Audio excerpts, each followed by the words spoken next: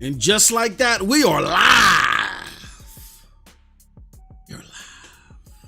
What's up, people? It's your boy MM2K back again. You're probably shocked as hell to see me here, as you should be, because I haven't been here in a long time. But before we get into why I ain't been here, what the hell I'm doing here now, and all that good stuff, man, I want to give a special shout out to y'all. And I want to say thank y'all for checking out this special presentation. This is the kickoff of something that I want to call Rock Out and Talk Out with MM2K. This is not no line dance. Walk it out. No, this ain't not like that. What this is going to be is me having conversations with y'all while I'm playing games on the platforms that I like to play. You know what I'm saying? Showing y'all the truth of why I like and why I do what I do. Because I can talk about it until I'm blue in the face. But there's a saying that I live off of, especially when it comes to my kids or when I'm dealing with people who may be ignorant to certain things, but swear on their own conjecture. Well, it's how I think it is. I can show you better than I can tell you. So that's what this show is about. It's showing you that, you know, we play them games. Well, the games that we like. We play the games that we like. And we explain to you why we play what we like, where we play what we like. And, you know what I'm saying? And some of the things and notions that we have about gaming. So that's one of the pieces of content that I want to bring back to this platform. You know what I'm saying? And I'll be doing that every so often. As you guys know, or a lot of you, well, no, you don't know, because if you're following me here, there's a high possibility that you don't know where I've been creating content at. I know we do the commission podcast here when we can get everybody available. It's a fun podcast to do, and we're hoping that we can keep rocking out long term. But the members and the panels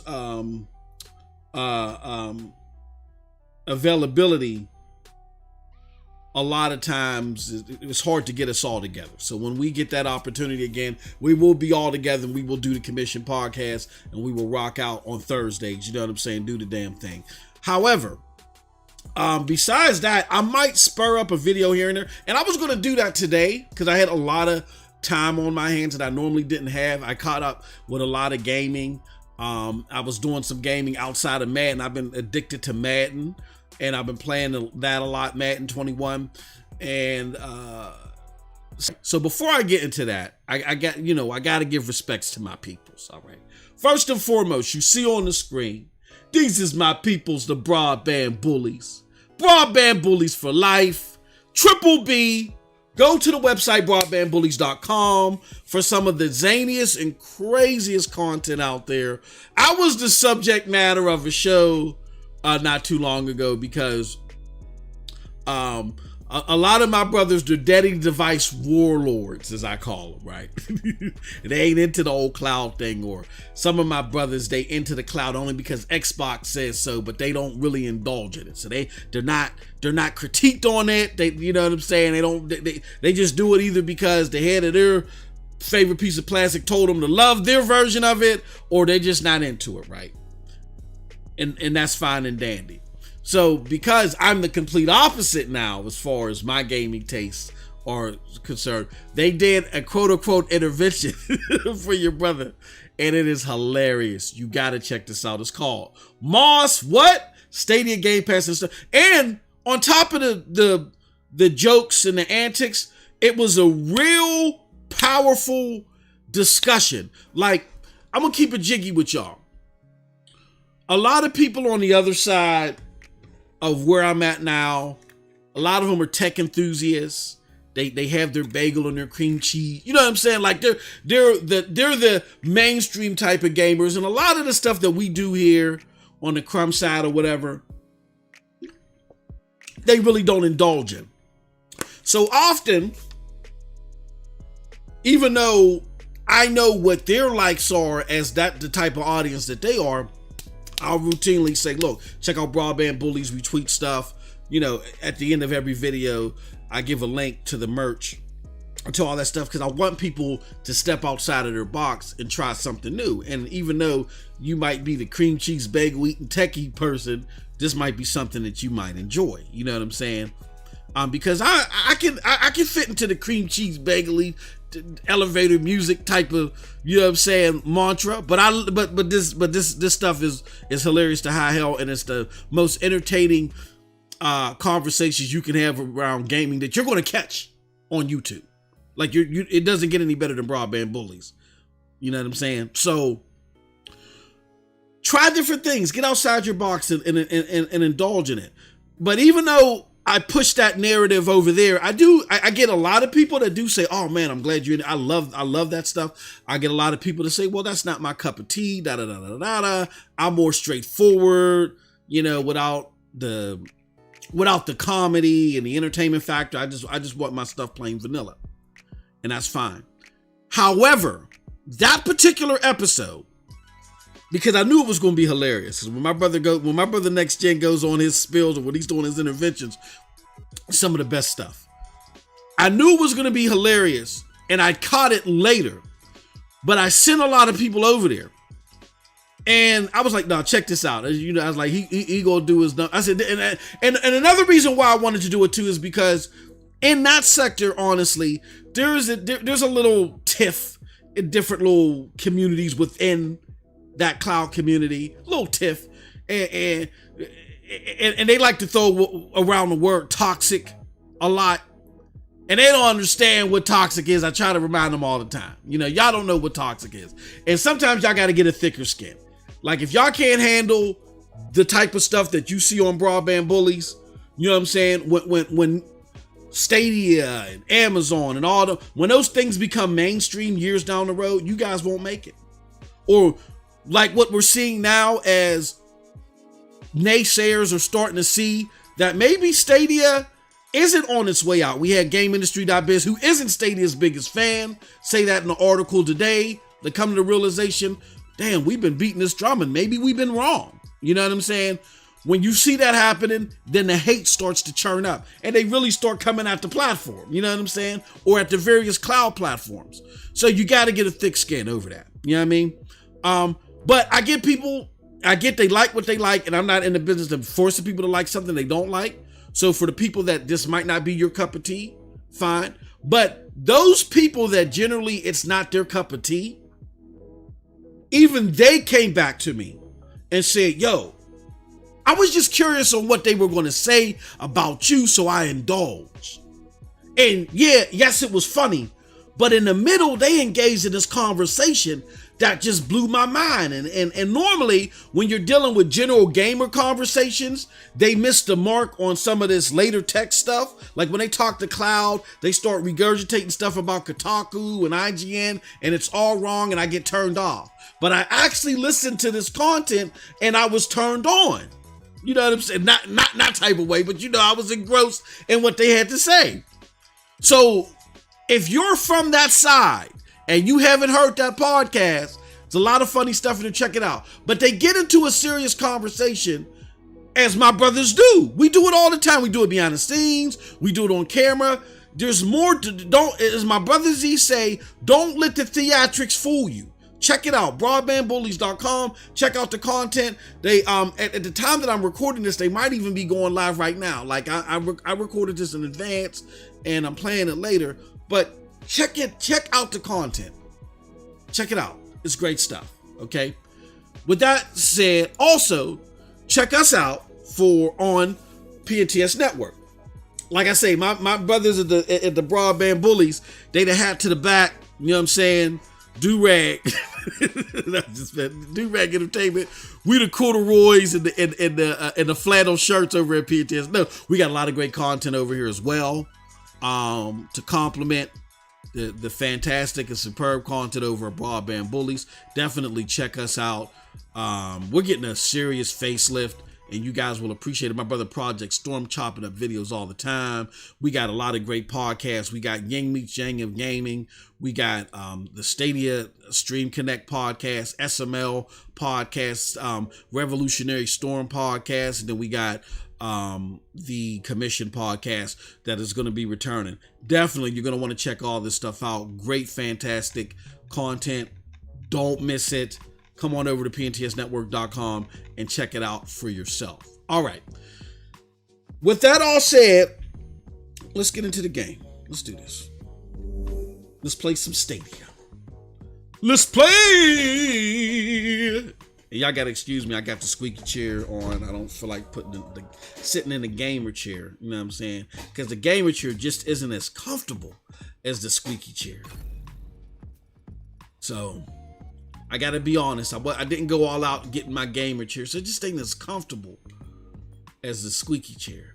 I gotta oil the squeaky chair. All right, so we're gonna play. So this is what I'm playing right here, y'all. Is Division 2.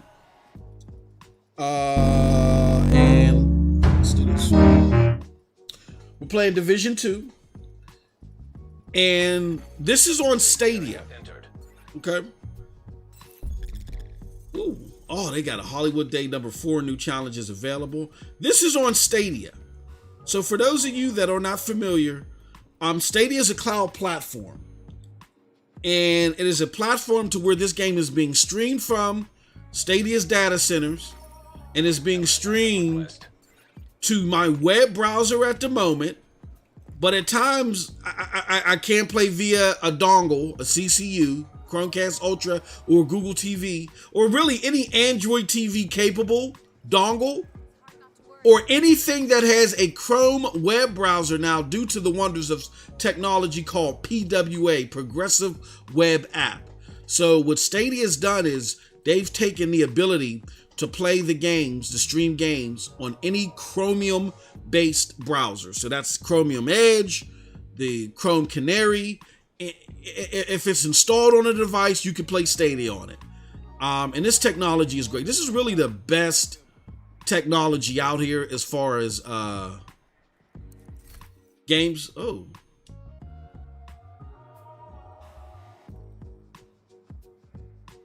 It's really the best technology as far as games are concerned. Oh, they didn't get no cache.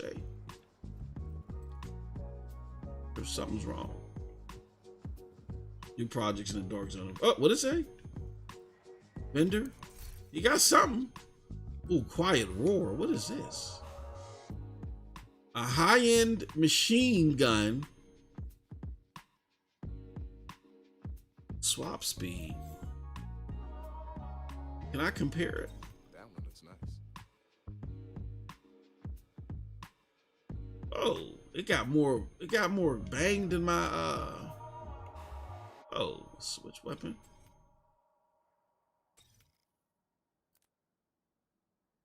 Okay. Hold on, that's the shotgun. Okay, I see. Wow. That's crazy. That's got more bang than my actual assault rifle, which normally doesn't happen with the machine guns. Okay, but it okay. All right, maybe I'm lying. Maybe I'm lying. Okay. So I got this classic RP.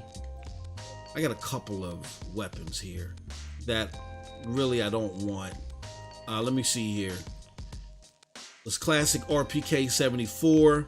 And as you can see, well, you're not going to be able to see it right now because I have the stream maxed out to 1440p.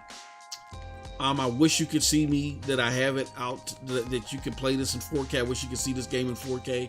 This game looks marvelous in 4K. It's a great game. Period. Let's see what else we got here. I got. I'm gonna try to convert into materials that I'm gonna need to enhance my player.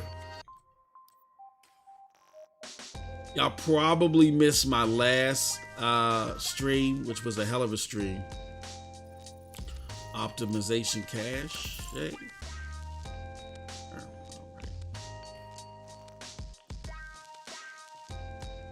All right, I'll do my watch. Oh no, I can do my watch now. How many points do I have?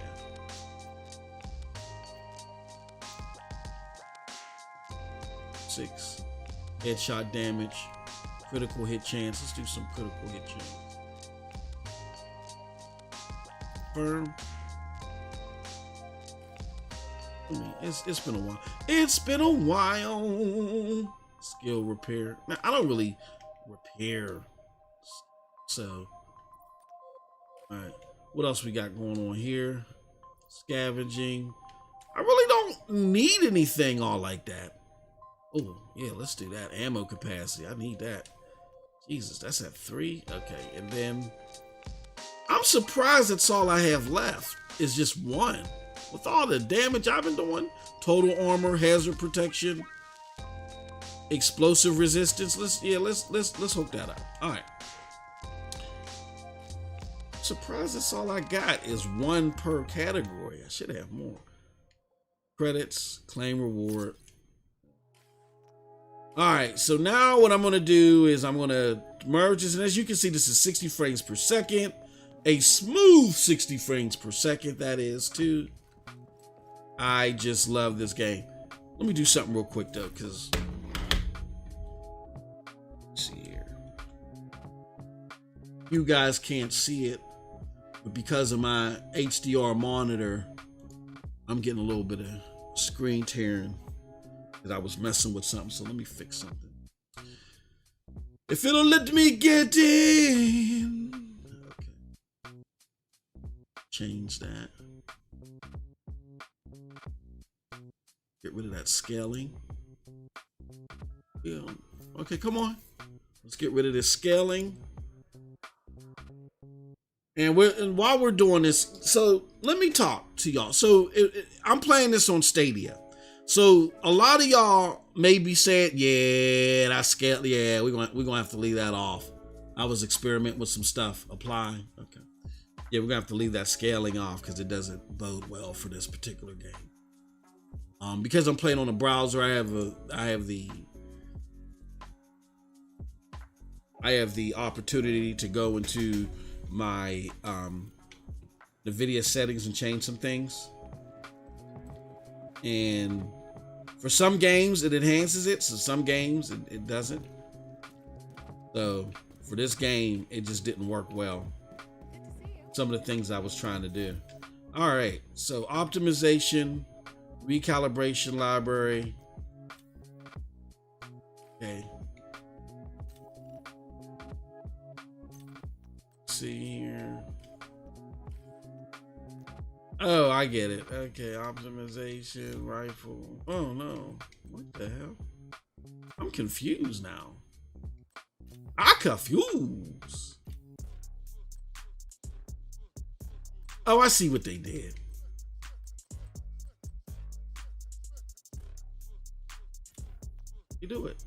Do it. So I'm extracting. I'm just extracting different things and improving things that I can add to my weapons.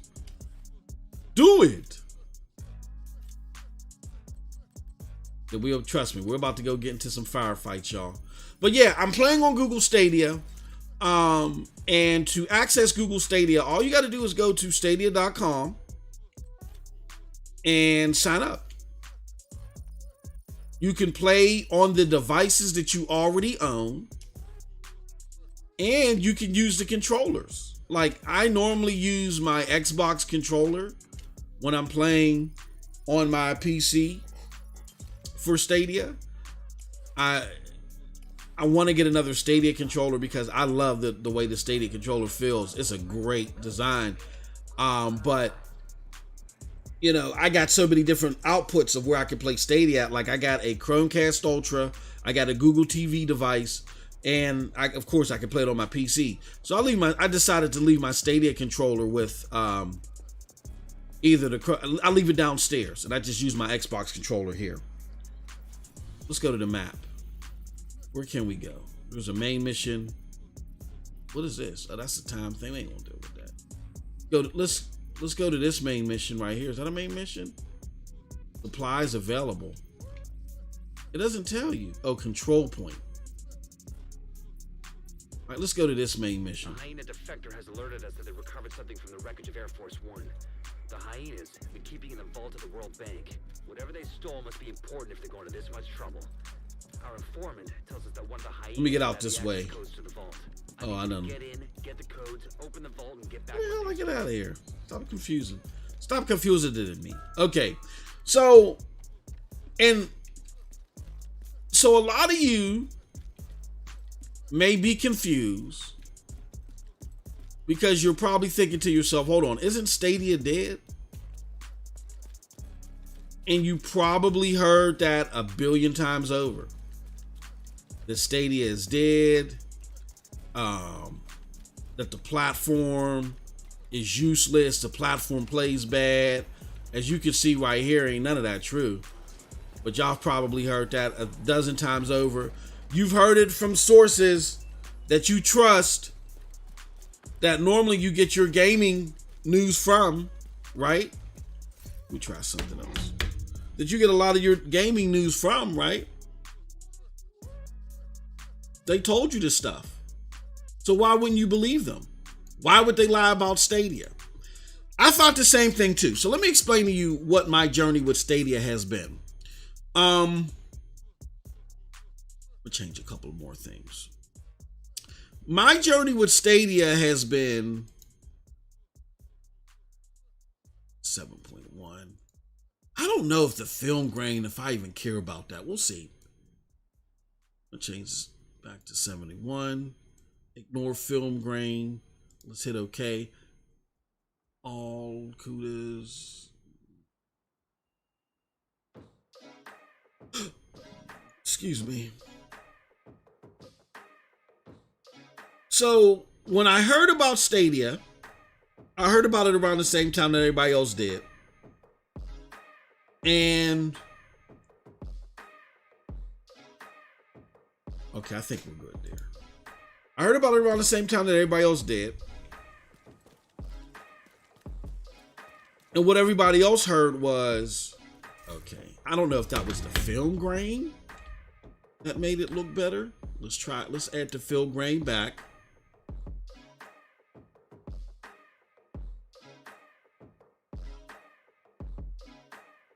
Supply it.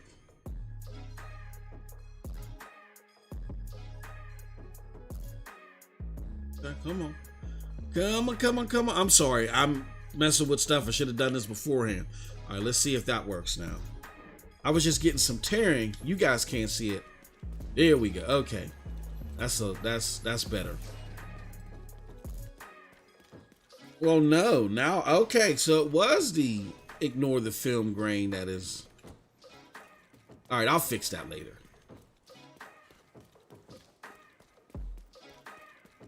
So, I heard about Stadia when you guys heard about it. I was live with my bro, Next Gen 720 and company. We broadband bullets. We was doing the damn thing. And we watched the GDC. And we saw the 12.7 teraflops and all that stuff. And we said, oh, okay. And then we had shared the enthusiasm over of the gaming community because they thought what it was going to be was it was going to be a better version of Game Pass. They thought it was just going to have better games. Because y'all got to remember, in 2019, Game Pass was still a hard sell to the media. There was a point in time to where you couldn't. People had Game Pass. Whoa, Jesus.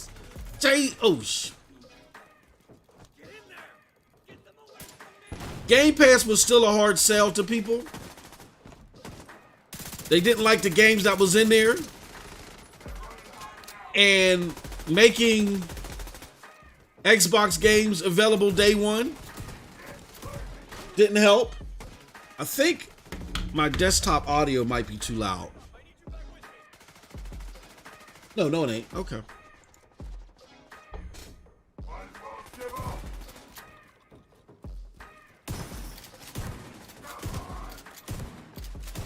Oh! Woo! That red, white, and blue, baby. That red, white, and blue. Telling you. So anyway, So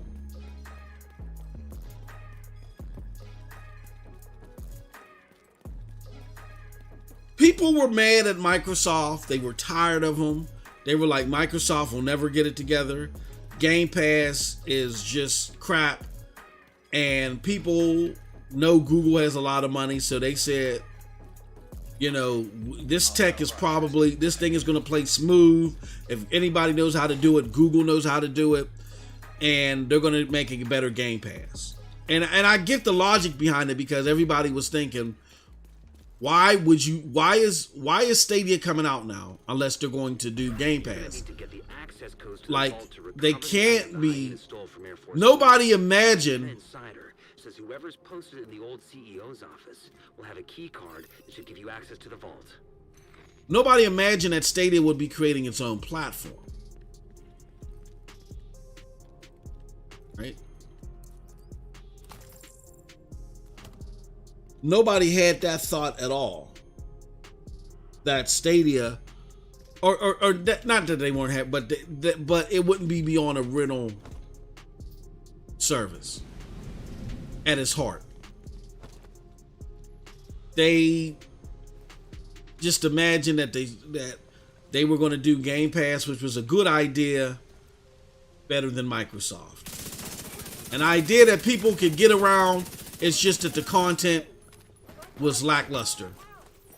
That powered it.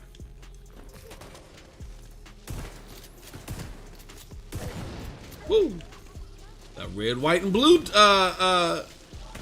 loadout, telling you.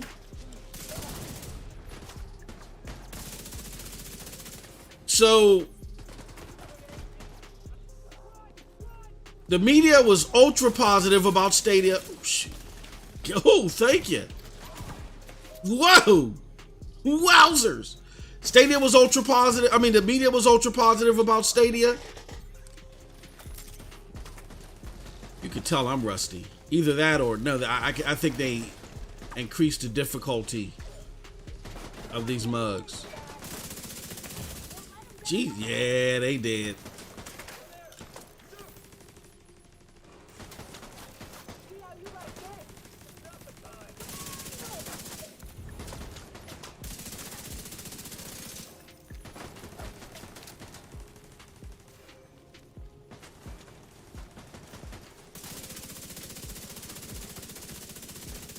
Gotcha, jerk.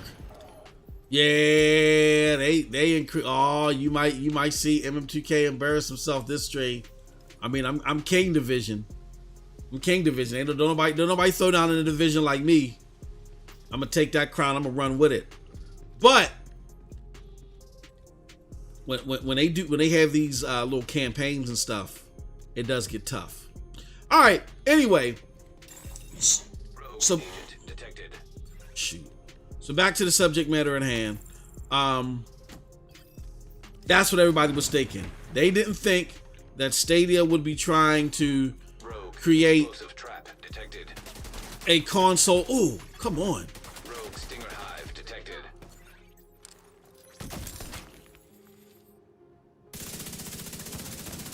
They didn't think that Stadia would even attempt to have a platform similar to a console.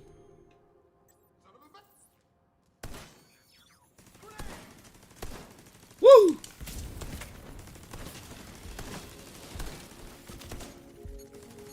Jesus! This mug is incredibly difficult.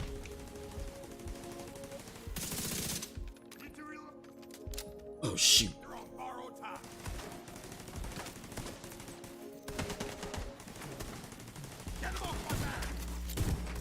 There's two agents. Two rogue agents. Oh my God. Hold on, y'all. I'm trying to. Oh, Jesus! Vital signs critical. Oh, Jesus! Agent killed. Golly, bro.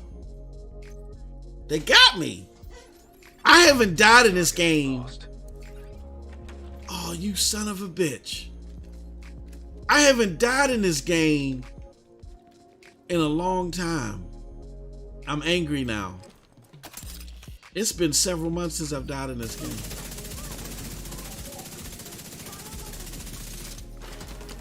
Anywho, damn, I'm mad as hell, bro, because I really could have got him. I didn't realize that he turned my stinger against me. Anyway, I know that would have been a hellified reward if I'd have been able to kill him. I almost had him too. So anyway,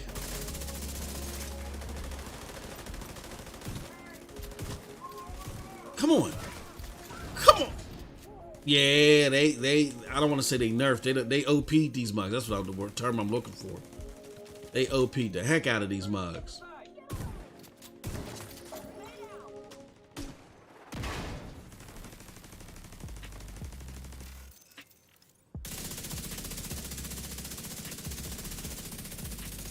Get her. Get her. All right, so here's what's happening, y'all.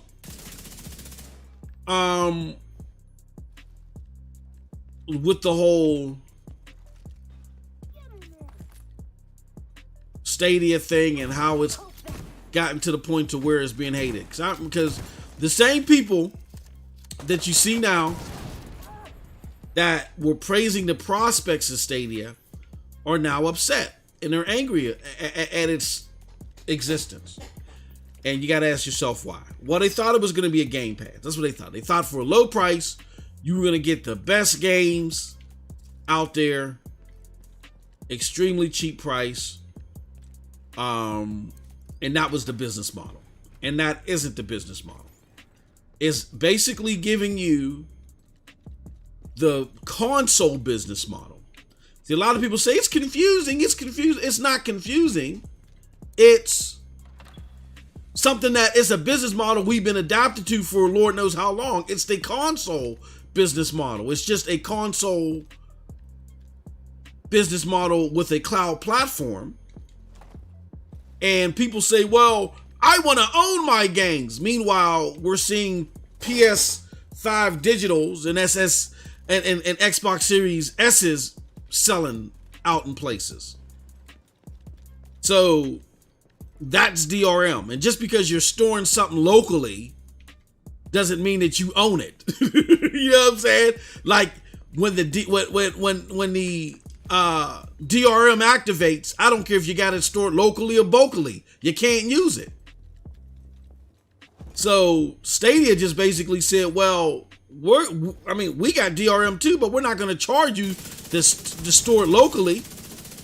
We're going to help advert cheating and stuff like that and keep the price of gaming down to a minimum to make it easier for you to get into.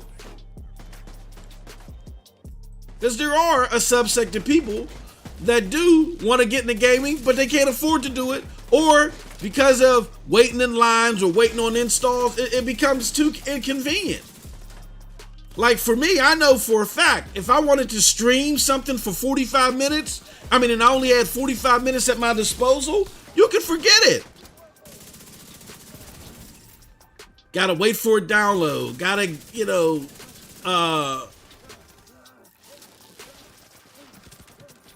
Gotta wait for the patch.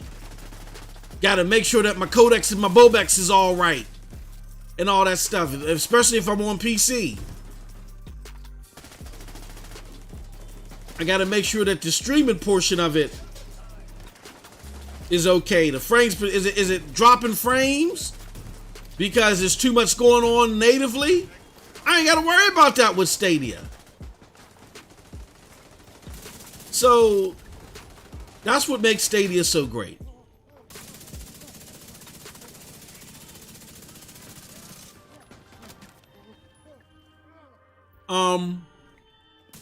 However, Jesus.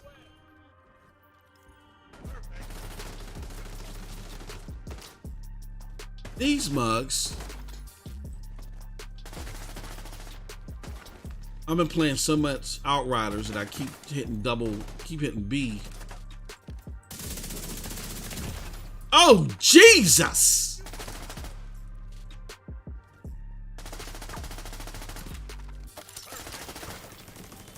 Yeah, these mugs is OP.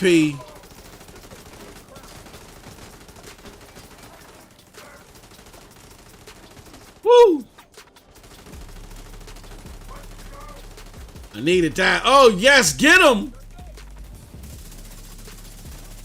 There's 3 now? Oh, Jesus. No, what the?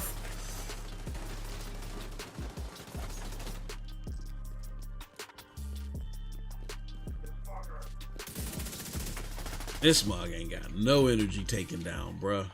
Like, for real. Oh, would you stop?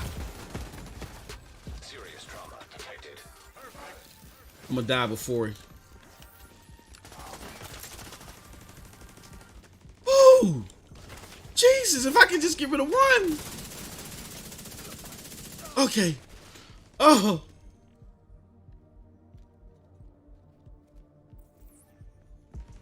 Jesus! Get him.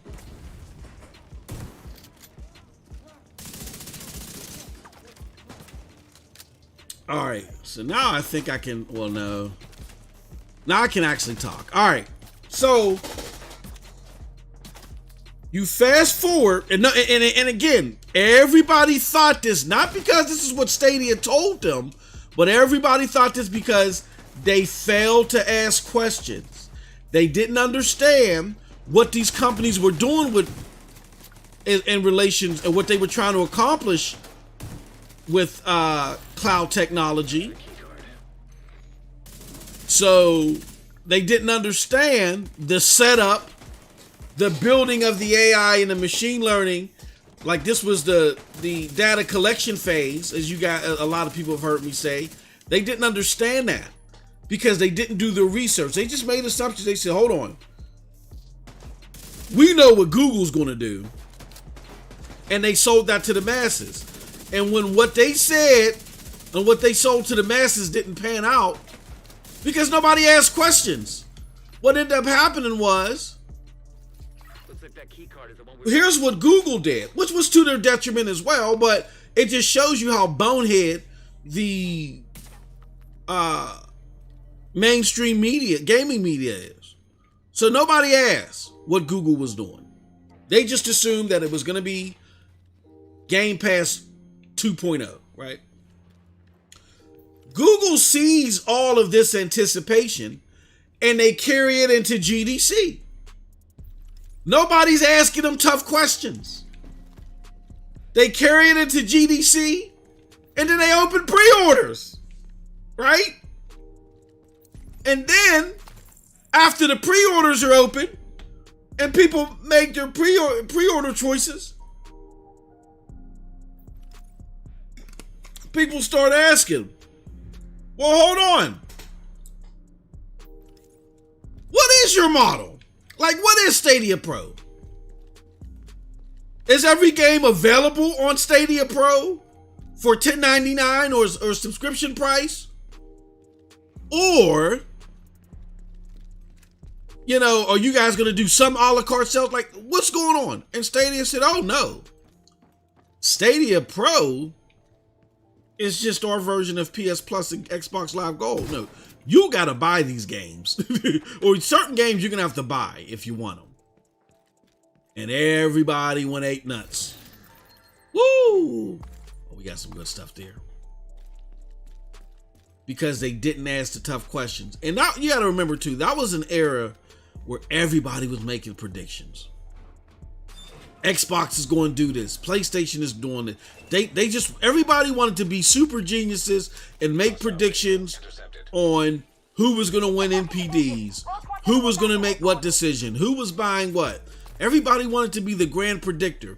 And when Google came out, gamers just, or the media just went off of what made sense to them and didn't do the due diligence and ask, what is it that you're actually doing? So in response, they wanted to get mad at Google because they didn't do their job.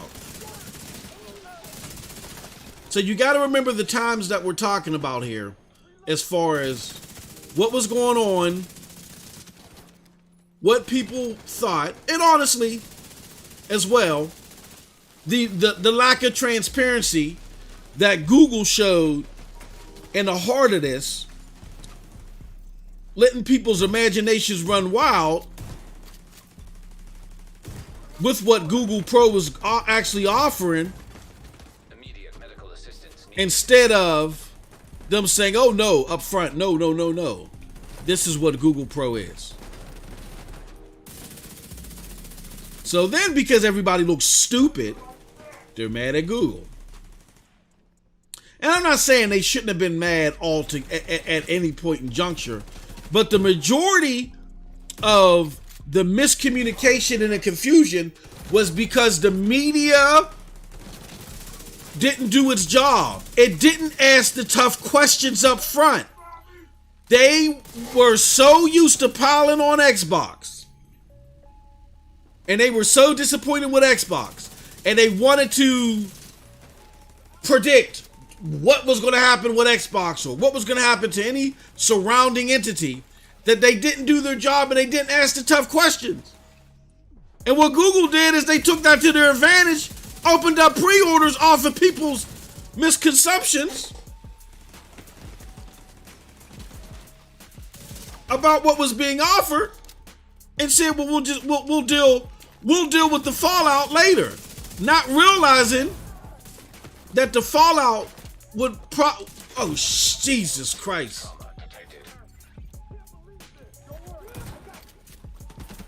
Oh, I keep doing the damn Outriders thing.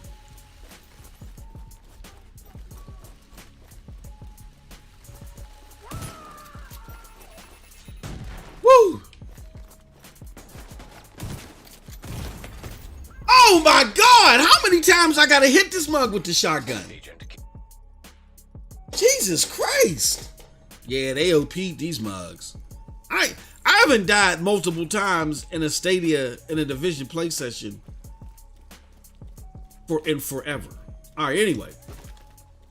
So they were mad because they misinterpreted what Stadia was actually doing, and they looked stupid. And simply put, they just weren't doing their jobs. They were trying to shortcut doing their jobs. They wanted to be rocket science. Everybody wanted to be Michael Pachter. That's basically what it was.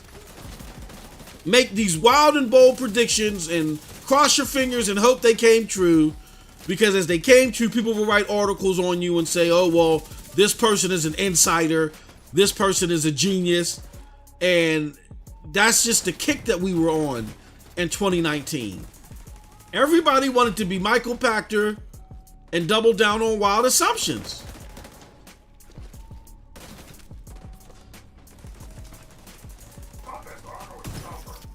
And gamers, damn you, and gamers suffered because of it.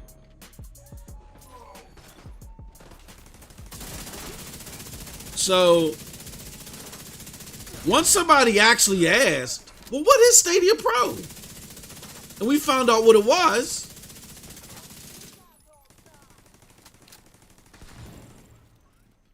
Then that's when the fangs came out. But again, I know I sound like a broken record, but again,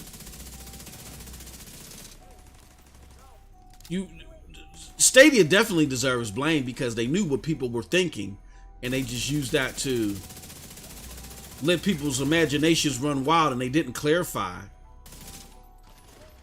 But I still contend that the majority of the issue was the media did not do its job.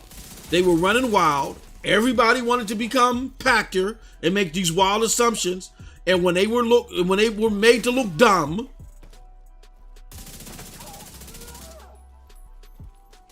because this all has to deal with the future of gaming, right?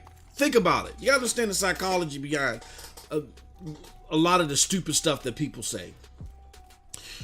Google and xCloud and all this other stuff, this all is relative to the future of gaming, right? So what better way to put yourself on a pedestal, make it seem like you know what the hell you're talking about, but to be able to predict the future. Well, this is what this company's, without you having even talked to them. This is the crazy thing. You don't talk to the company. You have no connections at the company. You have no idea what they're doing. But you want to sit in front of a microphone and tell what a multi-billion-dollar company is going to do without you knowing any facts without you knowing any data, without you knowing any damn trends. And you, the consumer, you believe that dumb shit. You believe it because you want to know, yeah, I listen to all the right podcasts.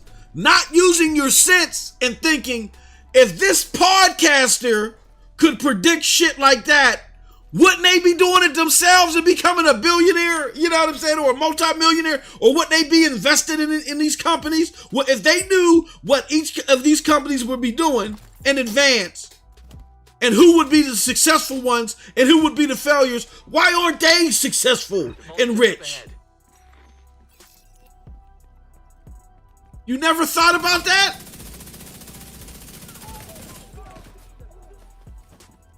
That's why I call it the idiot herd.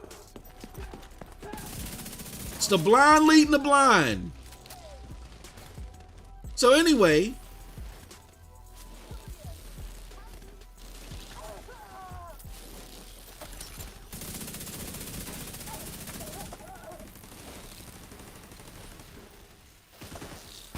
woo, got him. So anyway, so yeah, Stadia finally came out and said, no, this is what Stadia Pro is. That's when the things came out. And it's never been the same. It hasn't been the same for Stadia's mind share with the general public sense. And normally I would say that's okay, but it's not, because Stadia is a very capable platform. And there are a good number of general gamers, I feel. I would say anywhere between, not a whole bunch, not a majority right now, but I would say 2 out of 5. 2 out of 5 general gamers, I think when they play Stadia, they would say, oh, I like this. It may not be my main way to game, but I can see some use out of this. You know what I'm saying? And Stadia would love to be able to try to work towards that 2 out of 5 right now in its early stages, but it can't, because every time they roll out an initiative to do so or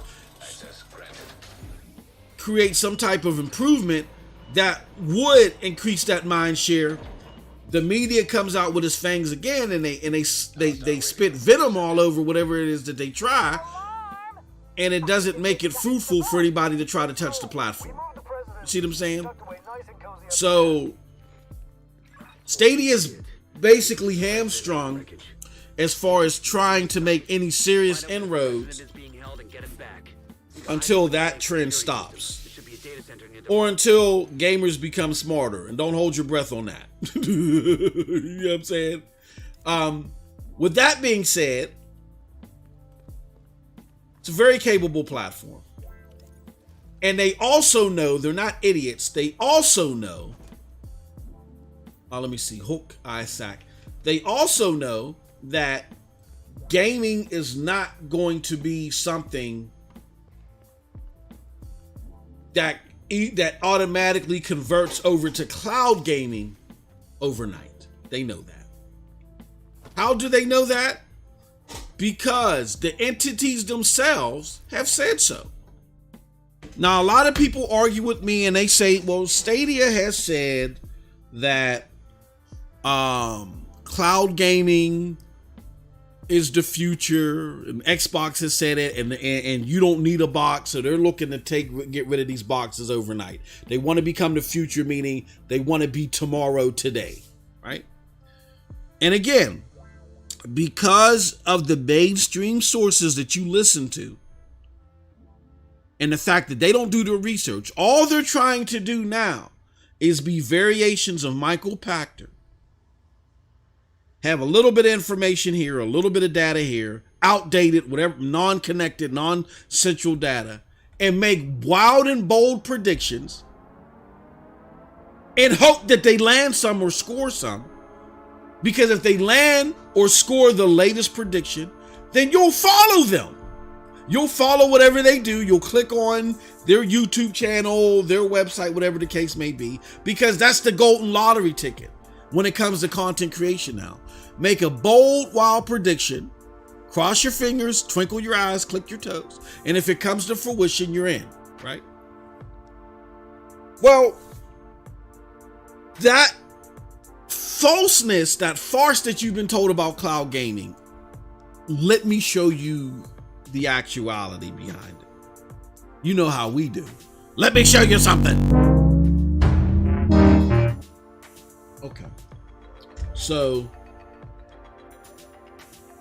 give me 1 second here. Put this up on the screen. This is right here.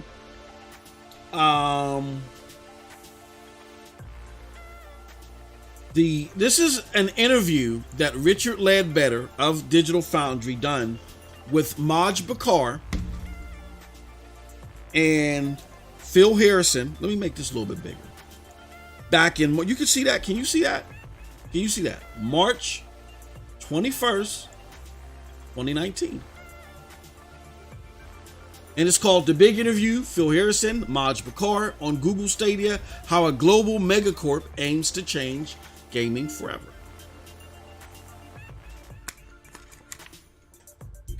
Very in-depth interview.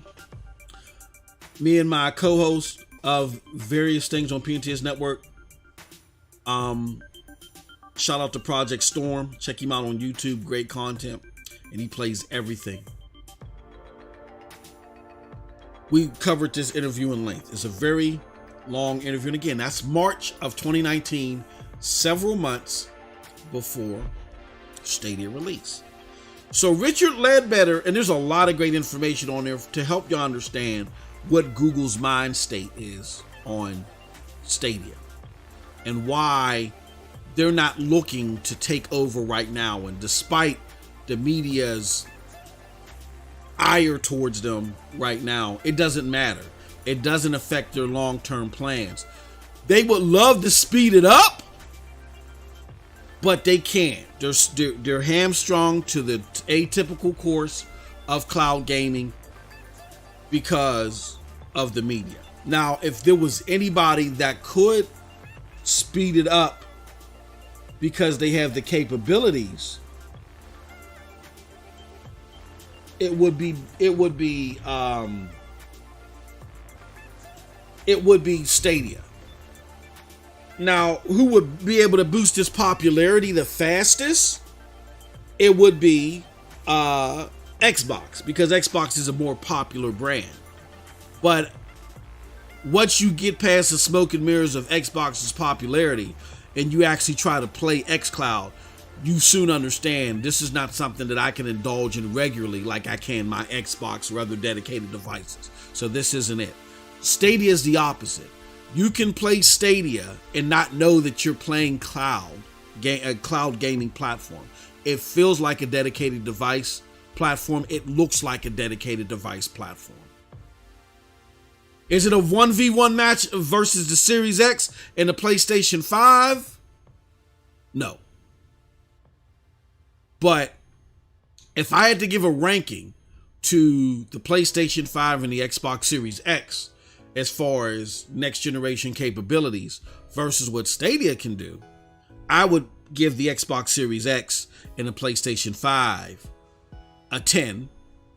You know, because they got the ray tracing and all that other stuff, and the fidelity and stuff is still top notch. You know what I mean? And I'm talking about plug and play gaming. I'm not going to put PC in there because that further complicates things, but I'm talking about plug and play gaming that you get from a console or a Switch or something like that. I would give, as far as all around offerings, I would give them a 10, and I would rank Stadia anywhere between an 8.5 and a 9 right now. Like, as far as the fidelity is concerned, yeah, PlayStation 5, Xbox Series X has it. And as far as library is concerned, Xbox Series X and PlayStation 5 has it. However, if the games that you want to play are on Stadia, which for the most part, going into 2021, the majority of the big time multiplats, you know, the majority of them are on the platform. They launch day and date on the platform. As a matter of fact, you have one game in particular that's critically acclaimed, Little Nightmares 2, that launched on Stadia before anywhere else. But you had Hitman 3 launch day and date, Resident Evil 8, Outriders. I mean, those are the biggest games of 2021 so far. You know what I mean? As far as multiplats are concerned. Okay. So when you look at that, then you look at the rolling calendar period of the last 12 months. If you're, you know, if you follow NPD, NPD tells you that they give you the games, the multiplat games that are in the top 10 for a rolling calendar period from June of 2020 till June of 2021. Stadia has 80% of those multiplats. Now, my good bro, the real Maslin, said, why not 100%? No cloud gaming platform has 100%. And shout out to my brother. It's funny that we're talking about Random Noob. Random Noob is one of the tech people that knows a lot about Stadia, that has educated me, who's also educated Digital Foundry in a roundabout way. We'll talk about that maybe later in this show. It's a roundabout time. But Digital Foundry, I actually had to refer to my homie Random Noob's work when they had to backtrack a lot of the negative things they said about Stadia because they miscalculated a lot of stuff. So Stadia has most of the big ticket games in a rolling calendar period out of all of the cloud platforms. And that includes Game Pass. That includes Game Pass. They have more of the big ticket games in their catalog. Well, I'm going to say xCloud. Yeah, then xCloud does. Because xCloud is tethered to Game Pass. Stadia isn't tethered to a subscription service. It's not tethered to just Pro or to Ubisoft Plus. You have options. Pro, Ubisoft Plus, or you can buy games a la carte. So Stadia has a good number of games that people in general want to play.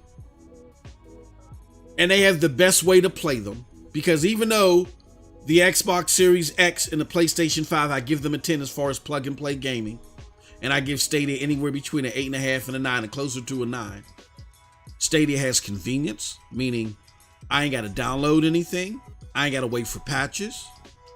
I ain't got to settle storage. I ain't got to worry about storage, like storage running out and spend as much as the console is for backup storage, for SSD or for solid state backup storage. That's all covered in the cloud.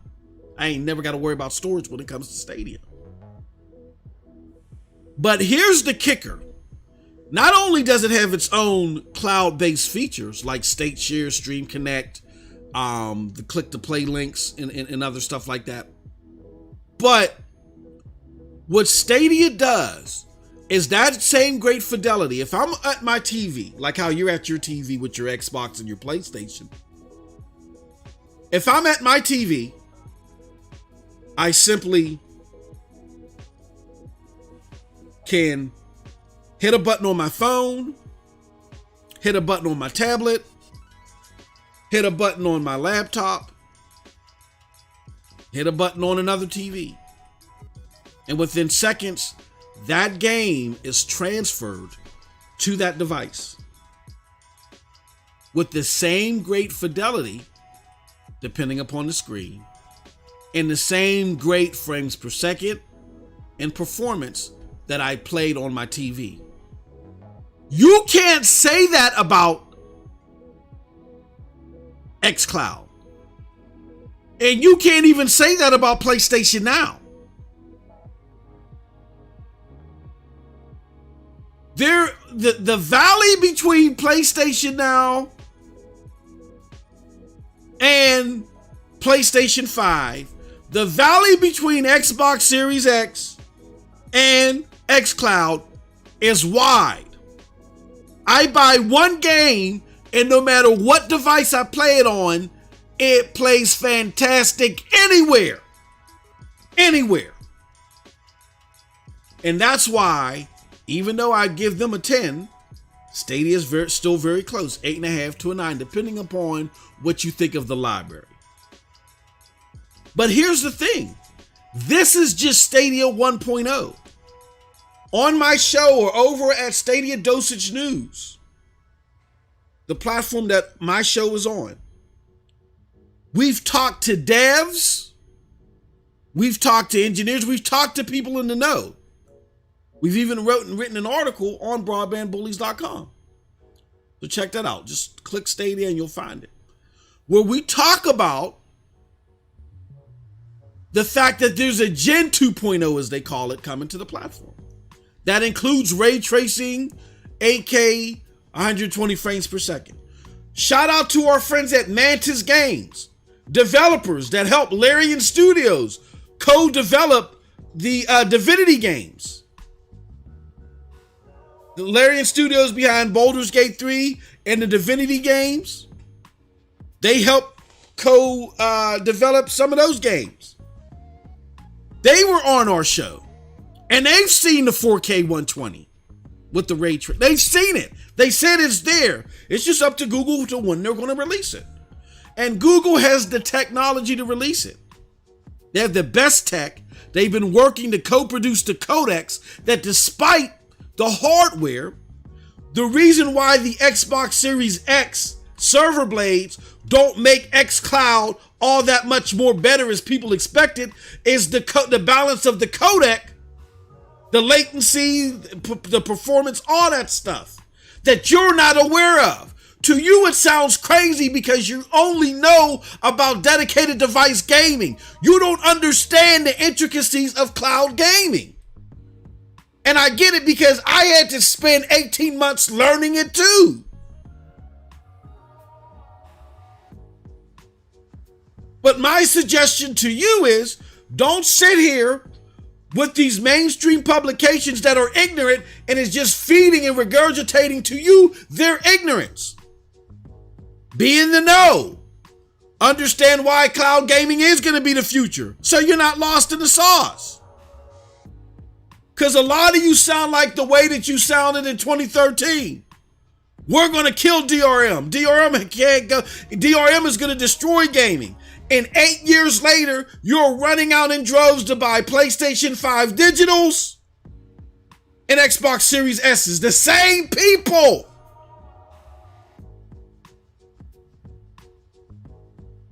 The same is going to happen with you 8 years from now when it comes to cloud gaming. You don't know that because the people that you listen to are ignorant.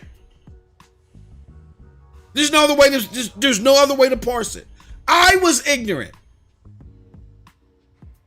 I had to stop feeding myself from ignorant sources like the IGNs and the Kotakus and certain YouTubers that didn't know what the hell they were talking about. They were trying to be the next Michael Pachter, just come off the cuff with the wildest and stupidest shit and hoping that they found pay dirt one day. I had to get away from listening to those type of people.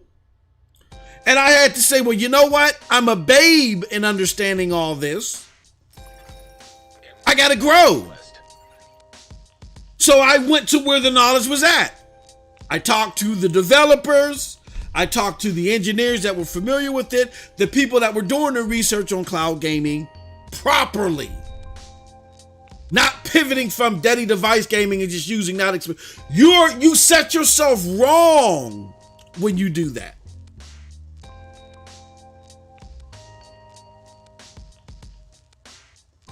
And over the last 18 months, I've learned a lot. So, with that said,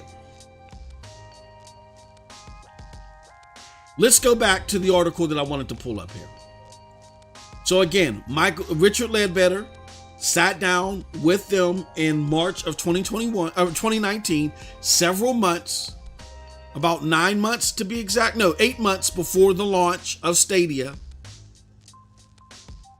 And he asked a series of great questions. I urge you to go check it out. I'll leave links to it. But he says, do you think with local gaming and traditional console model, is this the beginning of the end? Phil Harrison said, now again, this is the guy that's supposed to be trying to get rid of dedicated devices, the head of Stadia, the GM for Stadia. Listen to what he says several months before launch. It's not for me to say. I mean, I think there is a new way to develop games, a new way to discover games, and a new way to enjoy games because of Stadia. We have significant aspirations for the future, and we want to get to a very substantial scale. It's not going to happen overnight. Listen! Damn, they kicked me out of Division 2 because y'all won't listen. It's not going to happen overnight. And we are completely respectful of everything that has come before us in the industry. That's got us to this point. We want the whole industry to be successful, and we want the whole industry to grow.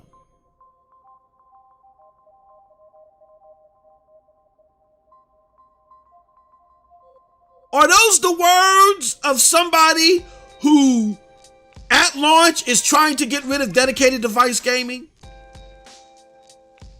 Well, MM2K, maybe he wasn't feeling himself, man. Maybe he needed some pampering that day, man. Maybe he wasn't feeling balanced.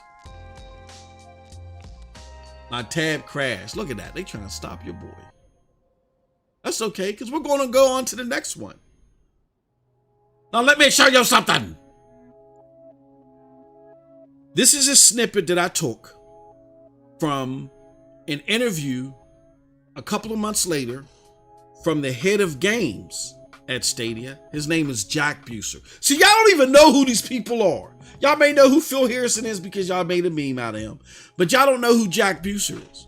Jack Buser is the head of games at Stadia, so he's responsible for going out here and trying to get games externally on the platform.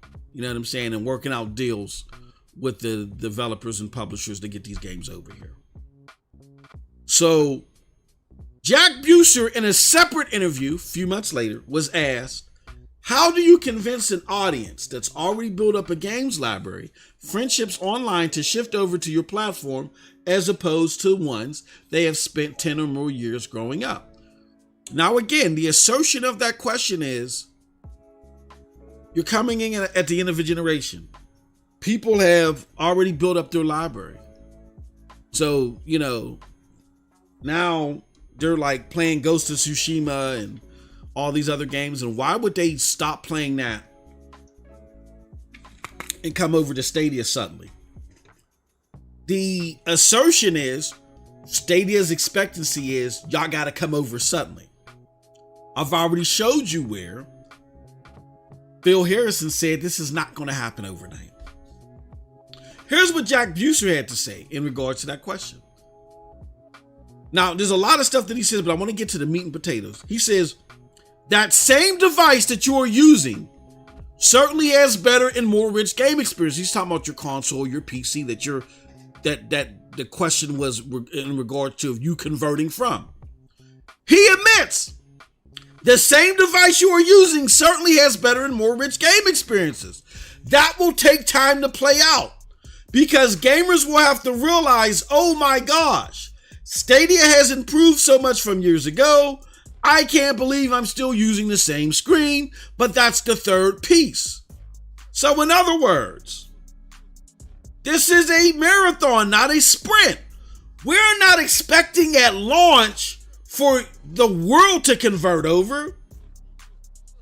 There's a different purpose for us launching several years before we feel the masses will come. And even when the masses come, our thing isn't to get rid of dedicated devices. This is just a different avenue.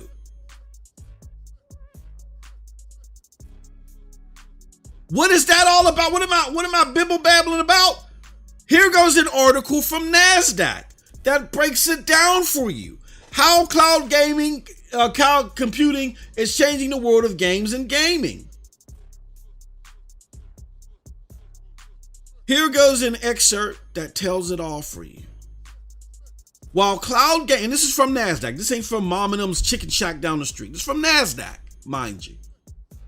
While cloud gaming is currently a minuscule part of video game industry, its scope could be huge. Today, video gaming engages around 2.8 billion people globally, and this number is expected to exceed 3 billion by 2023. Again, these are current gaming trend totals, dedicated device totals. Over time, that number of gamers and the amount of time spent playing and watching video games has increased. I'm gonna skip down here. In 2021, right now, the total video game industry is projected to be 189 billion in revenues. Oh, they kicked me out. You can't just sit there and say, I'm gonna play the division. They'll kick your ass out. Let me move this around and get back in the game. According to another estimate, it's expected to be 257 billion basically by 2025. I'm gonna replay. Okay.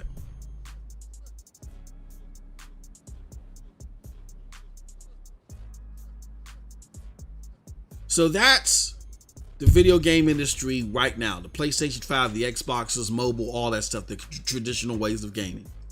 Right now, it's making 189 billion. It's projected to make 257 billion in 4 years. And again, even NASDAQ, who talks about the market, whose article is telling you that cloud gaming has a lot of promise, it's going to be the future of gaming. In this article, they identify its current state.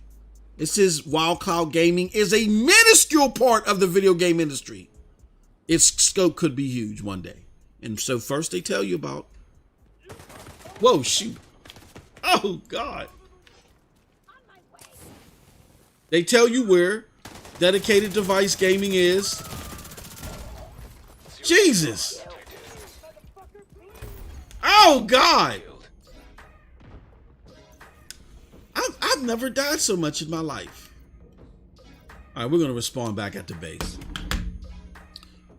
So they're telling you that in 2021, dedicated device gaming is now at 189 billion, 189 billion. It will be 257 billion in 2025. And right now, cloud gaming in the scope of that is minuscule. How minuscule? Check this out. It is estimated that cloud gaming revenues will exceed 1 billion for the first time in 2021. 1 billion? While the rest of the game industry is at 189 billion? That's less than 1%. And then it says the global cloud gaming market size is projected, now this is cloud gaming, is projected to reach 7.24 billion by 2027. So they're only going to be at 7 billion 2 years after traditional gaming reaches 257 billion. So that's like around 2%. So that's why you hear MM2K say cloud gaming is a 2% business right now. And it's going to be that way. That's the forecast between now and 2027. However, it's expanding at a CAGR, a growth rate of 47.9, which in the market world is impressive. And that's why you have a lot of people trying to hop into this. From Google to Amazon to Verizon and now Netflix and Walmart. Now, yes, the ridiculousness of that is comical. And I know it seems like foolishness, but because cloud gaming is growing rapidly, is growing so rapidly, has such a high rate of growth, even though the raw projection numbers or the dollar projection numbers are low right now, they're going to increase. And a lot of that has to do with trust. Just like how general gamers didn't trust DRM, and the market, including Microsoft, thought that they could impose DRM in 2013 and be successful with it, and they were mistaken. They didn't take into consideration the trust that they'd have to get, that gamers would have to get with playing under the demise of DRM.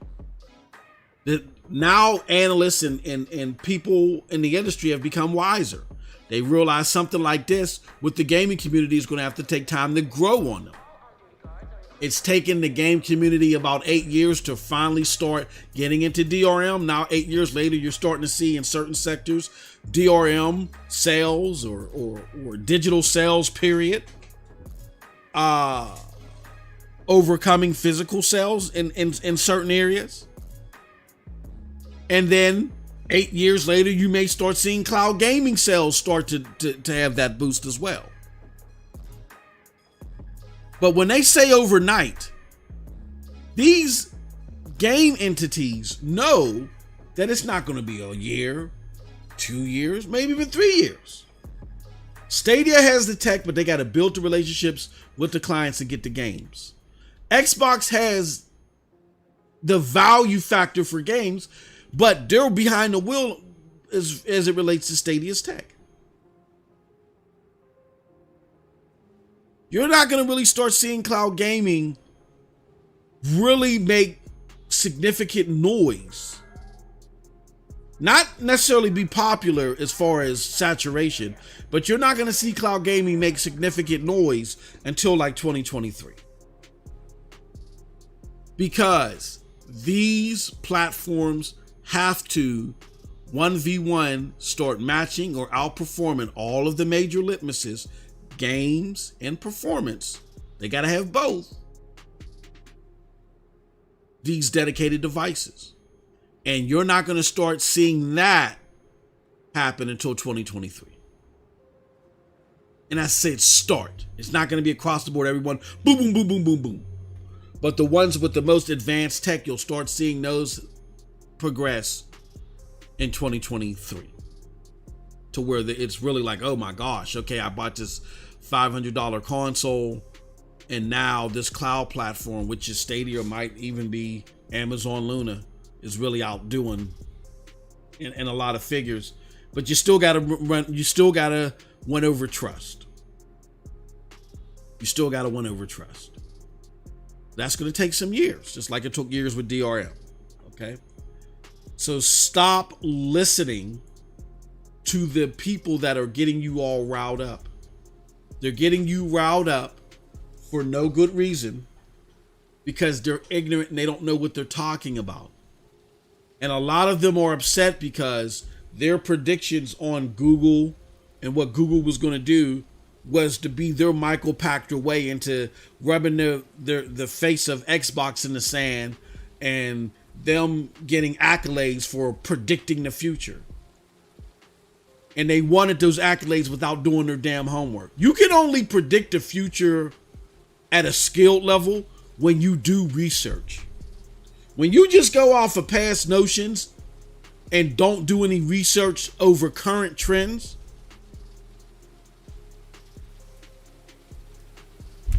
you're not somebody that I want to listen to. And they shouldn't be somebody that you want to listen to either. All right?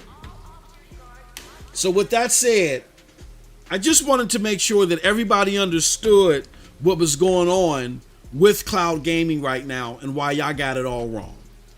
Cloud gaming is the future, but that future is years from now. Now the question may beckon, why come out now then? Because the thing that really makes cloud gaming better in fidelity and performance than dedicated device gaming is AI and machine learning. There is AI right now that is working towards fidelity, doing dynamic scaling or whatever, to where you can't tell the difference in some games, like Division 2 if you're on a dedicated device or if you're on in the cloud.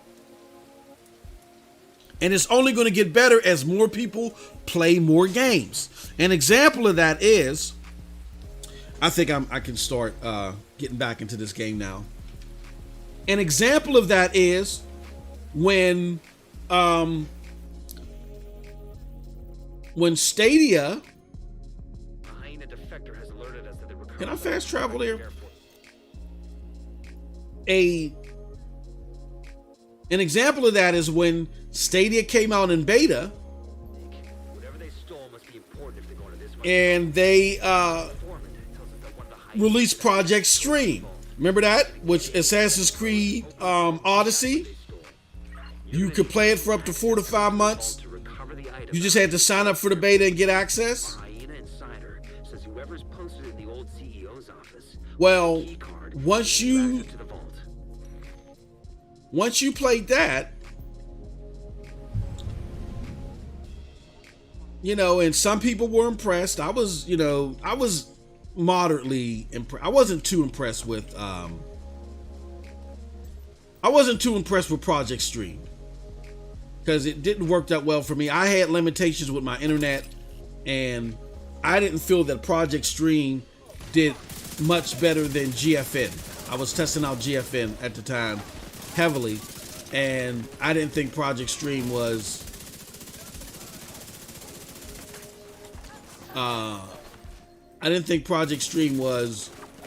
much more impressive than GFN. So,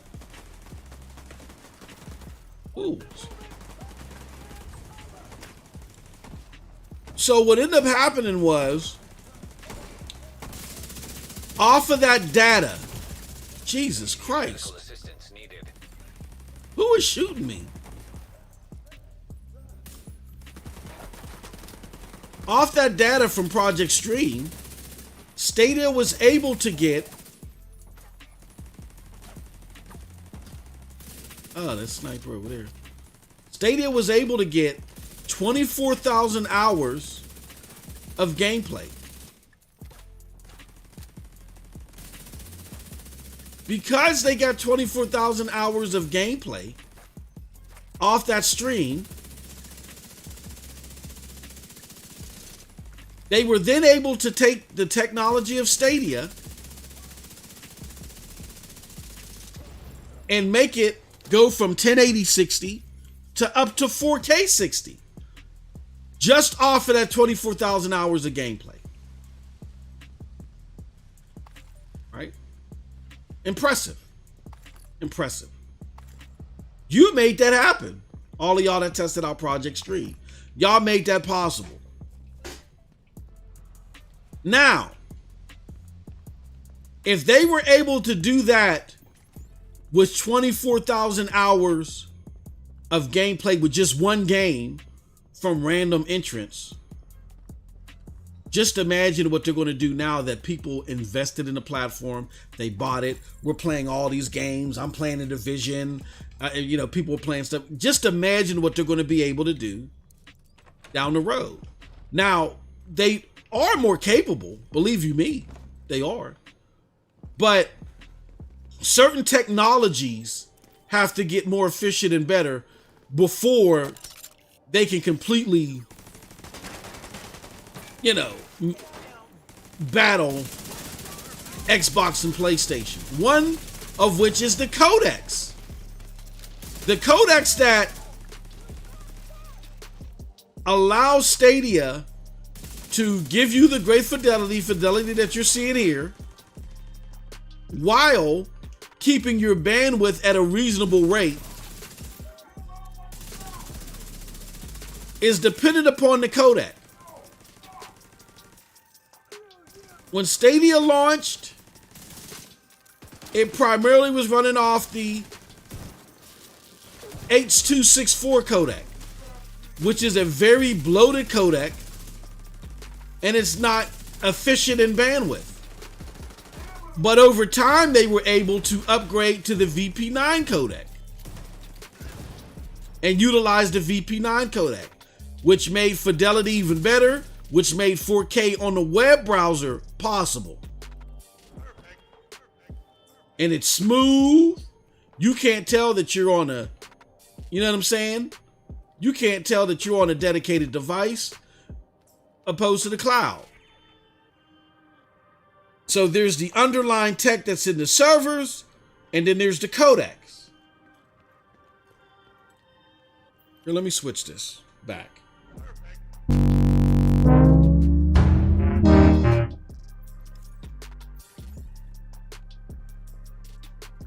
So once you have all those things, here, let me fix this because this crashed.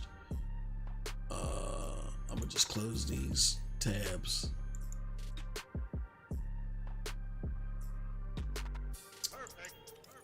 Yeah, I already put that up there. Close that one too. But now that you got this VP1 codec out here, I forgot about my special weapon. I could have saved my behind in a lot of instances. Now that you got this VP1 codec out here, now, or VP9 codec, now you're able to do better things with the technology that you weren't able to do before. And that's great. That being said, there's still the 8K 120 or 4K 120 that, again, like I said, the developers have told me themselves exists.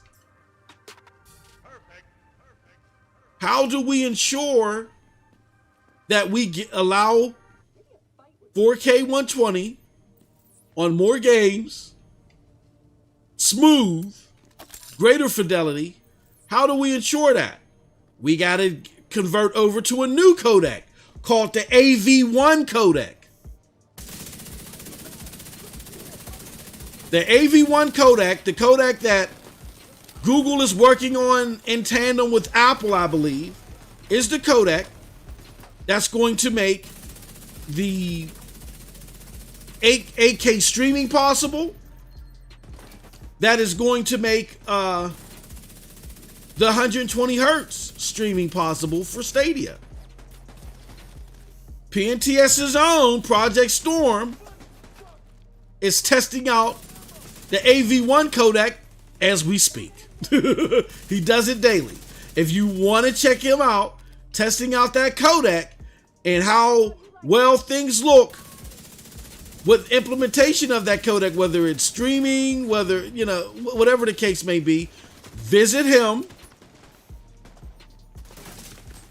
over at Project Storm's channel, or you can go to pntsnetwork.com and check it out and see it in action via his YouTube channel. Okay?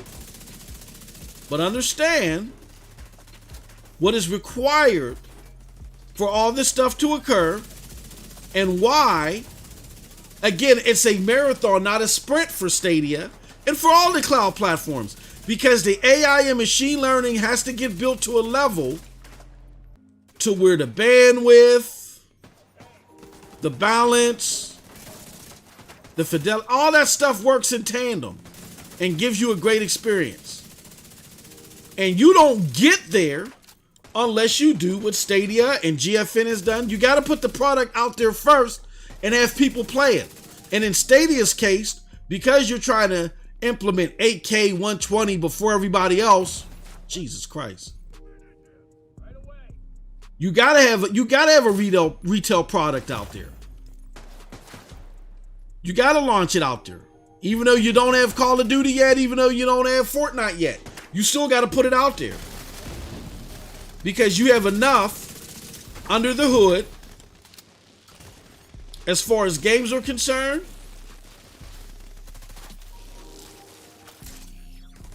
that you can put a product behind and get people to invest in it to help subsidize these research efforts, and you can get more playtime to train your AI and your machine learning. Looks like that key card is the one we were looking so for. you can make improvements like how you made improvements from the 1080p 60 to 4K 60 to now to 8K 120. So that's why these cloud platforms are out here now. This is the data collection phase. This is where they got to train their AI and machine learning. They've done everything that they can to this point as it relates to hardware. Now the AI and machine learning does the rest. And it only does that if people are playing the platform. Hostile radio intercepted. So if you want to have a platform that can do AK-120, or that can do whatever Xbox wants it to do, or GFN wants it to do, people have to play it. And different platform holders are trying different things to get people to do it. Xbox decided to say it's a beta right now and tie it behind Game Pass in hopes to entice people. GFN was in beta for 5 years. And now it decided to come out retail when Stadia did, to entice PC gamers, and they have the model that they have.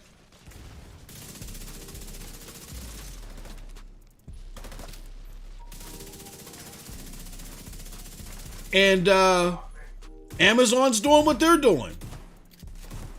Shadow's doing what they're doing. But all these companies are coming out now because they realize we got to come out now. So before 2028, 2029 hits, when cloud gaming really is going to be, really growing in the mainstream significantly, we want to make sure that our AI and our machine learning has our product up to par to the other products that are at the top of the list for cloud gaming. That's why all these products are out now, and that's why they couldn't wait. Stadia ain't wait, and Stadia got a head start. Serious trauma detected. Stadia has the dangerous potentiality to establishing these relationships, getting more games on board, and really outpacing everybody.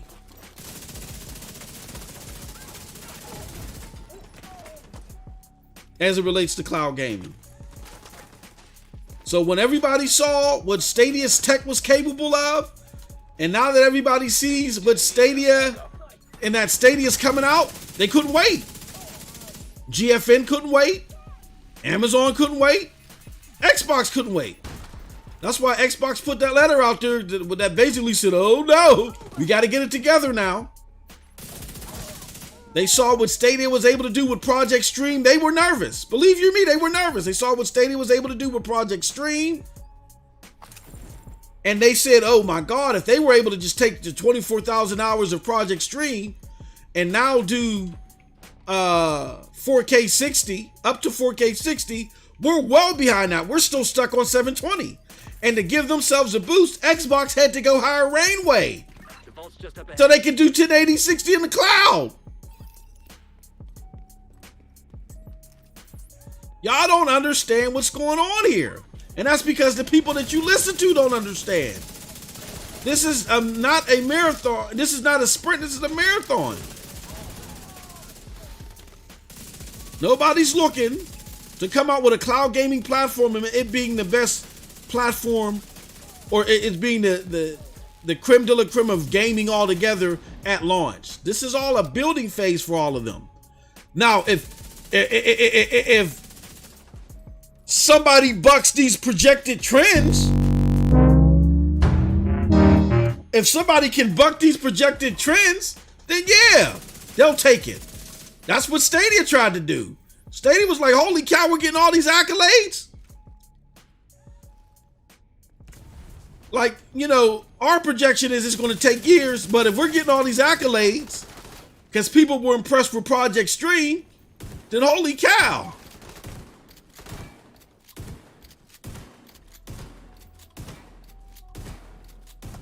Oh, shoot.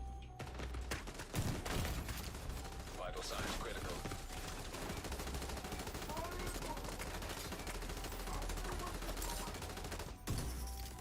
Woo! Jesus, get him. Woo, my God. Yeah, I mean, if any one of these platforms get a boost and outperform these projections, they'll take it. Do you think they want to wait 8 or 9 years before they become popular? No. If they can surpass that in any way, they'll do it.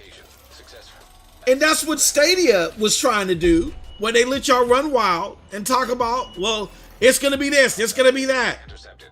Access denied. Alarm! Fucking division got into the vault. It's cool. We moved the president. He's tucked away nice and And y'all didn't know what the hell y'all were talking about. They said, oh, hell yeah, we'll take that. Wreckage. Agent, you've got a new assignment. Find out where the president is being held and get him back. Sync Isaac with the bank's security system. There should be a data center near the vault. They thought that they could really leapfrog as far as popularity was concerned. They thought they had something going, and it didn't work out. It didn't work out the way that they had hoped. So, oh well, they just got to follow the projection now. That's all. It doesn't mean this is where you guys are getting this all wrong. So because Stadia was getting all these accolades and people were talking like Stadia was about to take over, like in 2019 and 2020, y'all think that because they failed to meet that expectation, that they failed. And that's the furthest thing from the truth. Beginning search query. They were just trying to leapfrog the projections that are out there for all of these platforms. Nobody in the know expects cloud gaming to be popular before 2027. Nobody does. Nobody in the know. You can listen to your remedial favorite podcaster all you want, but nobody in the know that's investing in these platforms expected cloud gaming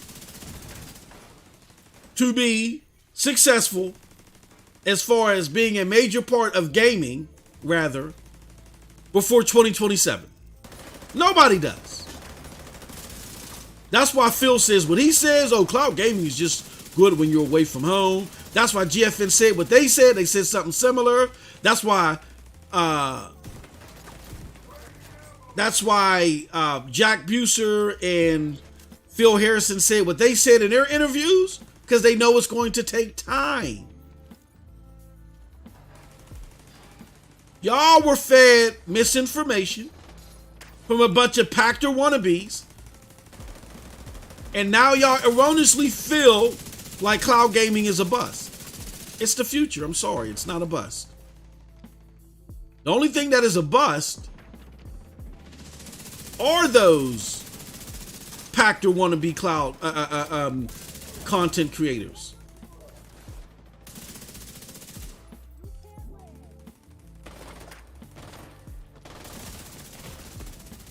Serious trauma detected.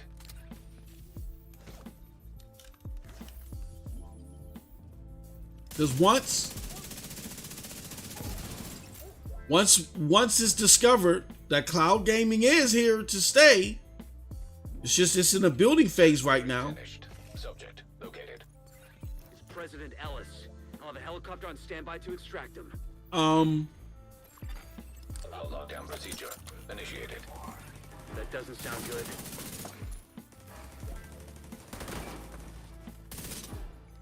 Damn it.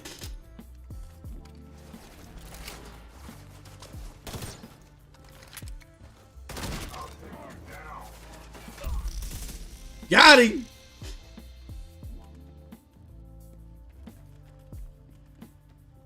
So yeah, it's the people that you're listening to are ignorant. They talk to you as if cloud gaming was hitting the scene to be a big splash right now, and it's not.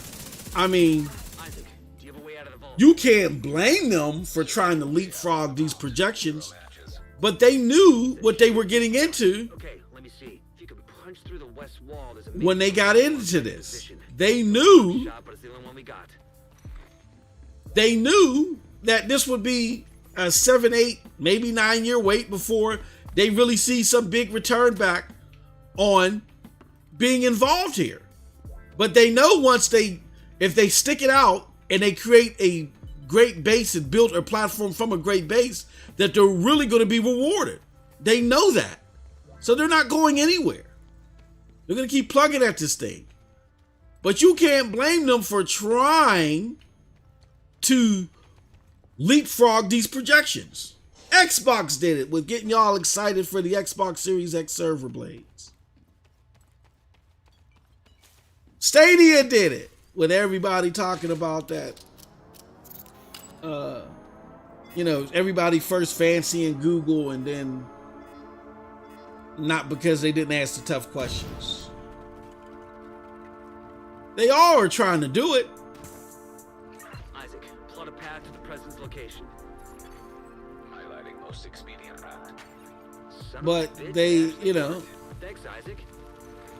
but they also realize that they may not be able to thwart it. But they're going to try.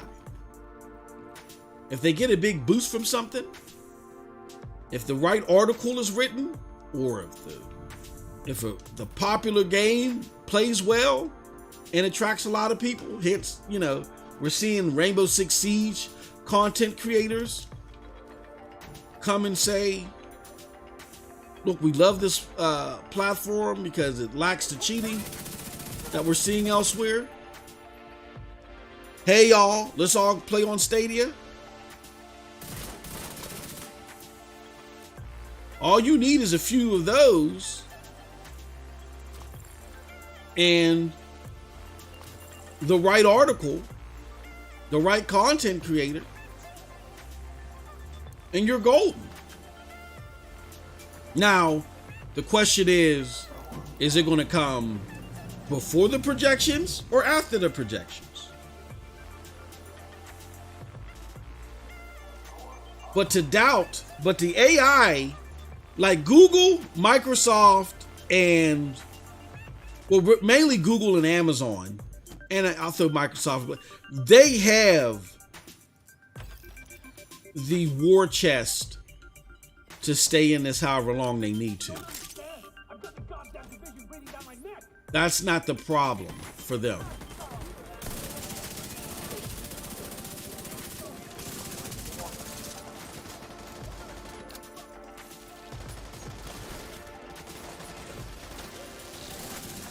That's not a problem for them. Again, it's just about who's going to get lucky first and outdo these projections. Or if none of them can outdo the projections, who's going to have the best platform that when the general gaming community is ready for cloud gaming, that is going to be the de facto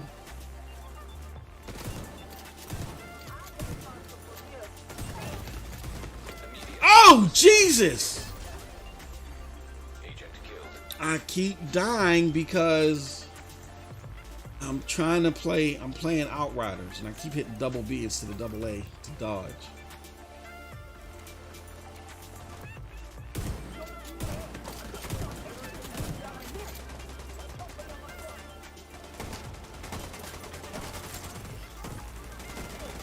So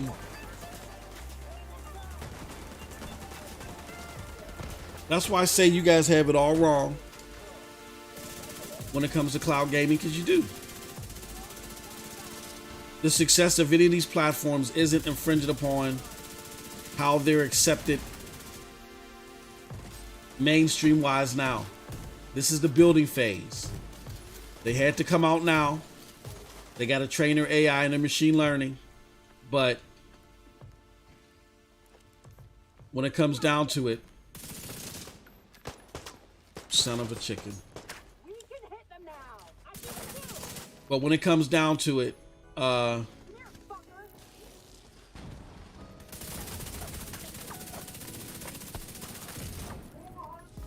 they're in it for the long haul. They know when to expect. Serious trauma detected. Damn it! Agent vital signs 0. They know when to expect for the fruits of their labor to really pay off. But if they can thwart it, those projections, and get a head start, they'll do it. They're going to try it. Google tried it.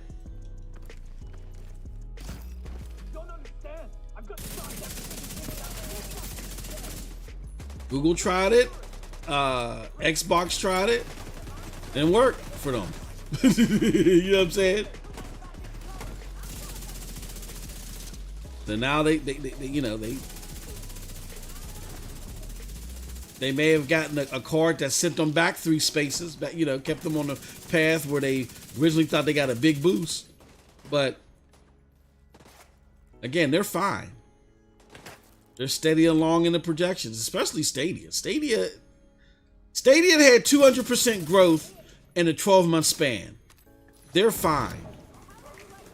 Stadia's biggest problems are, one, they have the ability to have a really big impact if they had the games. They just don't have the games. And also, the other big problem for Stadia is, Jesus. The other big problem for Stadia is the media.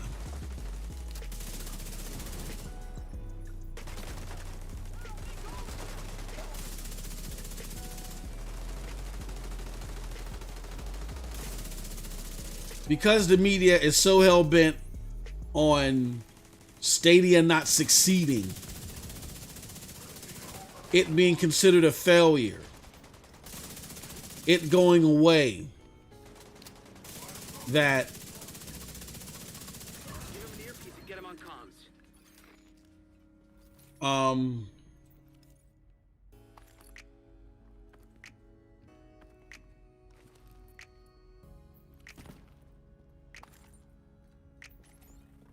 They can't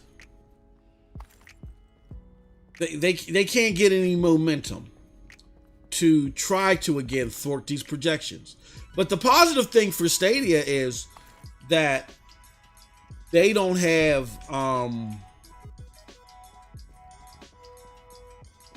the average gamer doesn't even know what the hell Stadia is. So it's not too much of a hindrance to them because they don't even know what the hell Stadia is.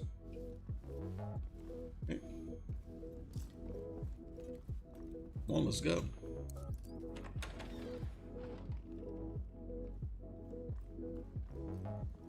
Coming?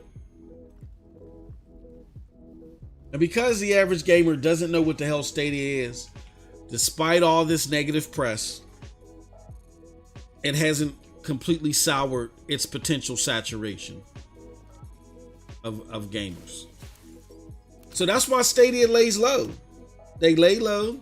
Heads up, we're inbound to your location. Coming in over the HU.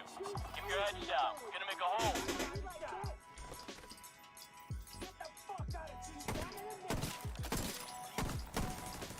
They lay low because everything that they try to do, the media tries to blow up and tries to make into the worst thing ever. And we seen that a few days ago when they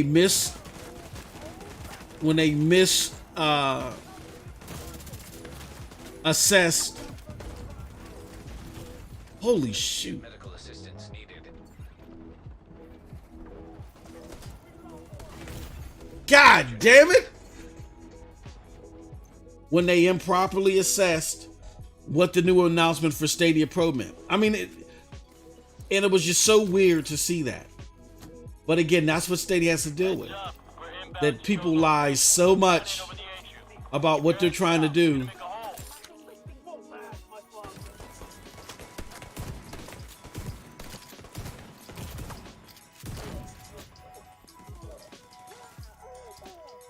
That they lie and say that they're trying to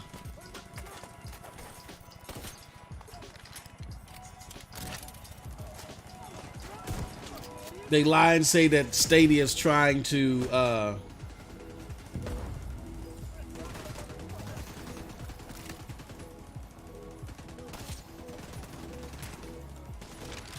should have killed him. I know it. Come on. Why is it? Come on. What?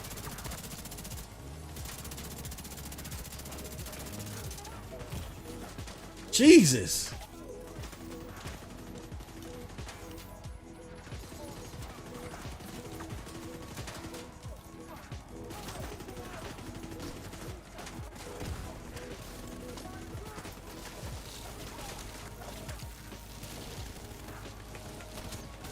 Got it.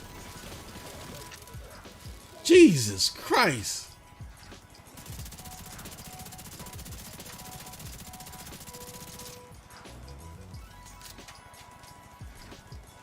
But that's why when people say things like Stadia's dead and all, it's so disingenuous and it's so false. And again, those are the false conversations that after 18 months of learning about not just this platform but cloud gaming in general, what its goals are,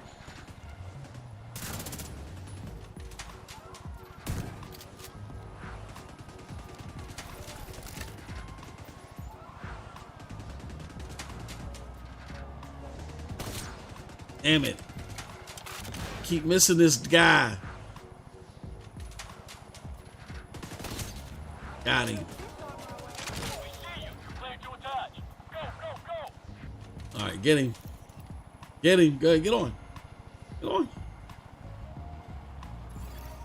Hostile radio intercepted. But yeah, I know this wasn't the cleanest and most agile communication, but I wanted to play games. I wanted to show y'all what the platform, how well the platform works. Wanted to talk to y'all about it. And it's something that I'm gonna do regularly here.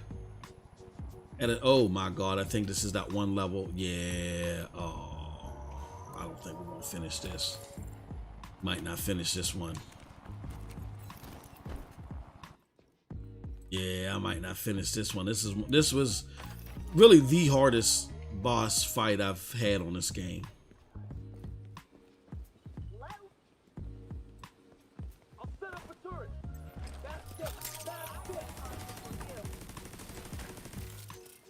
Son of a chicken plucker. I still had, oh, I didn't realize that I still had my,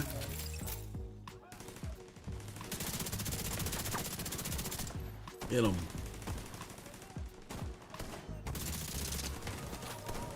Jesus.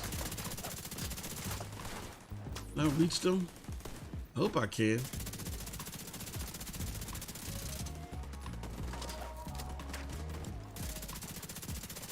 Woo! Get him.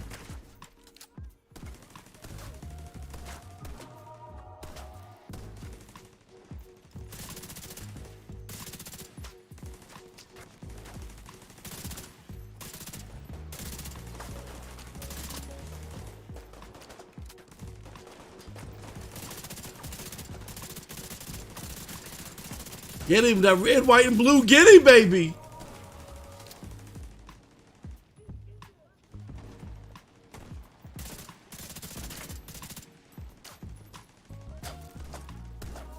Get him. I want you focused on him.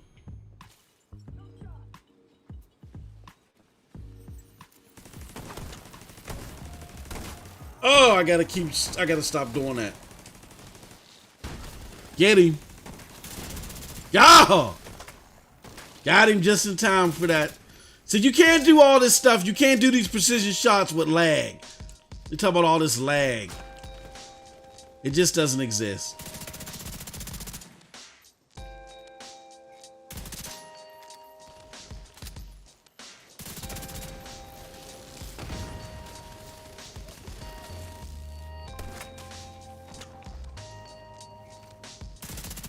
Oh, is that toxic? Woo! Serious trauma. Oh, Jesus. Got him.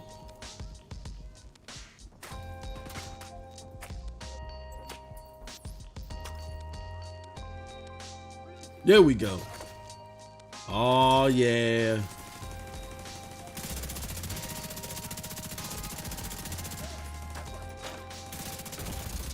Damn it. Medical assistance needed.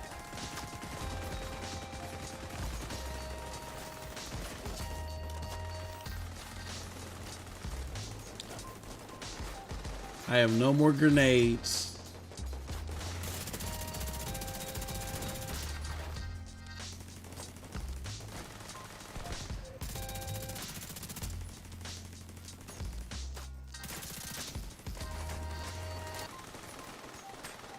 I gotta shoot that thing.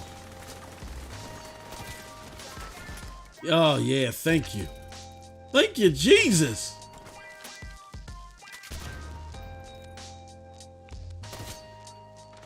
Woo! Oh, now I got roach. Ain't that something?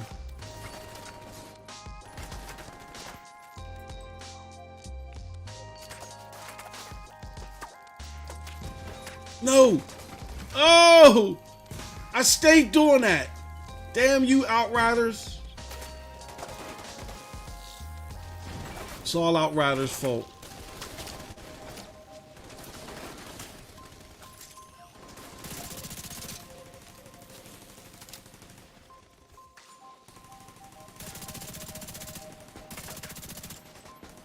Come on. Oh, shit. Here he comes.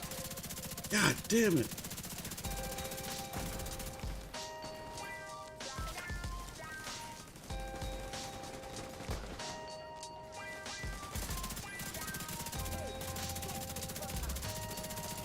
Took those pills too. Damn it. I have no grenades. Damn those pills.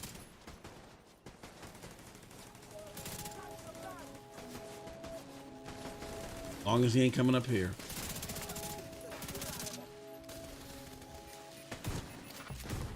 Oh my God. I'm immune. Woo.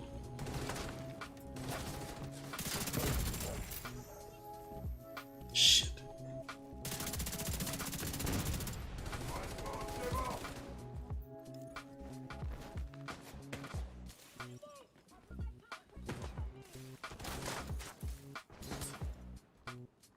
Jesus. Woo.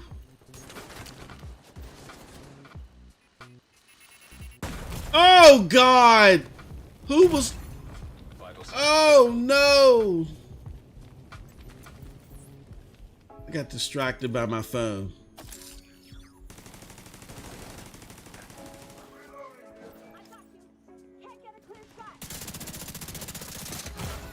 Jesus! We gotta deal with you.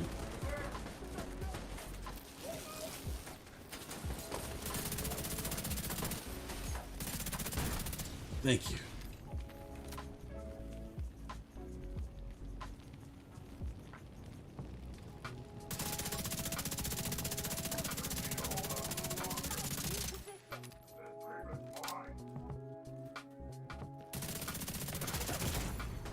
Serious trauma detected.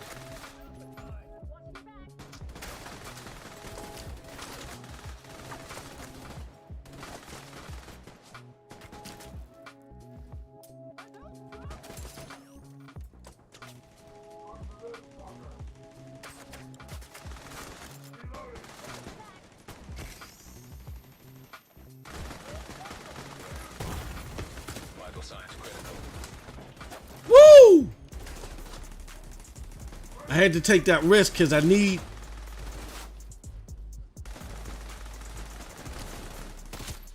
Got him.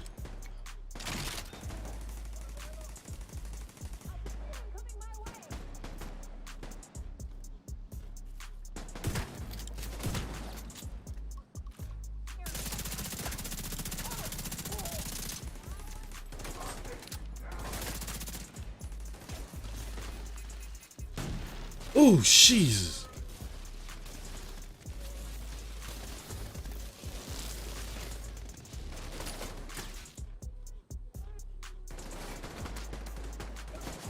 Who is left? Oh God. This is intense. This is why I hate this level.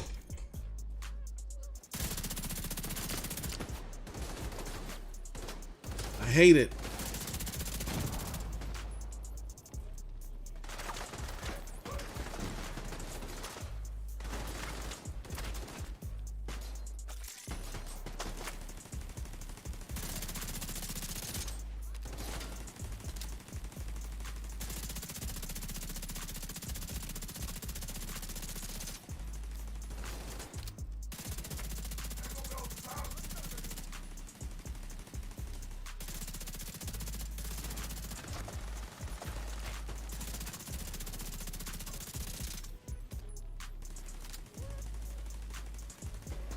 Well, I got one more.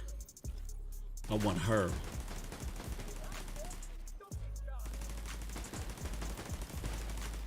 Damn it! I got her. Did I get her?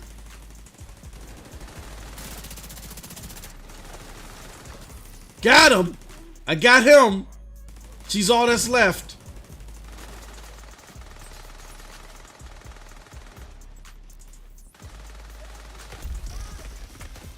Woo!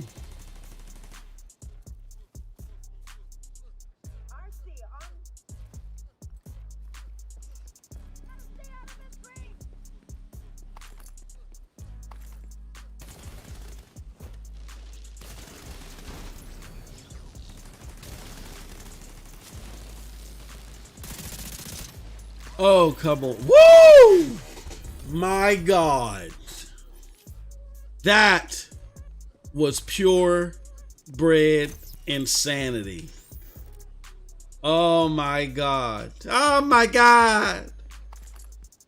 Wow. Open map. How am I opening map?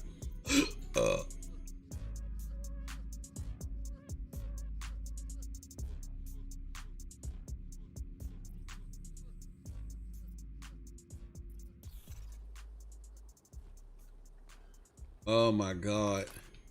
That was a challenge. And I don't know how. Oh my God. I don't know how I got past that, y'all, besides pure skill. Pure skill. Woo, Jesus. Pure skill. All right, well, that's it, y'all. I'm going to say this before I go. As a synopsis to all this, I hope y'all enjoyed this. Look, when it comes to cloud gaming, y'all got this wrong. Cloud gaming is not dead, none of it. Stadia and all that other stuff. Y'all might hear me if you come over to my other platform, Stadia Dosage News. Just look it up, Stadia Dosage News. If you want to see more streams like this, go to Stadia Dosage Streams. Cloud gaming isn't dead. Cloud gaming is in a phase where they're doing at a larger scale what Project Stream was doing. That is collecting AI, training the machine learning. So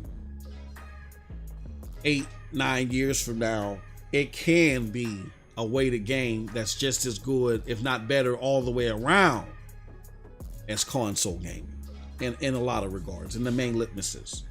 But that future isn't anytime soon.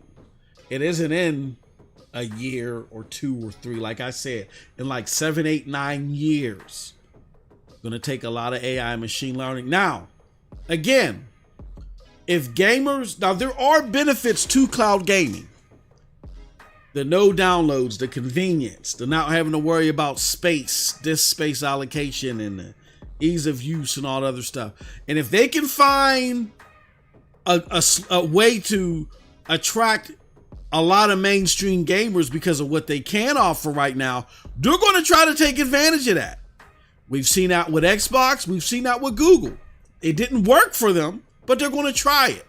But just because their attempts to leapfrog these expectations failed doesn't mean that the platforms have failed.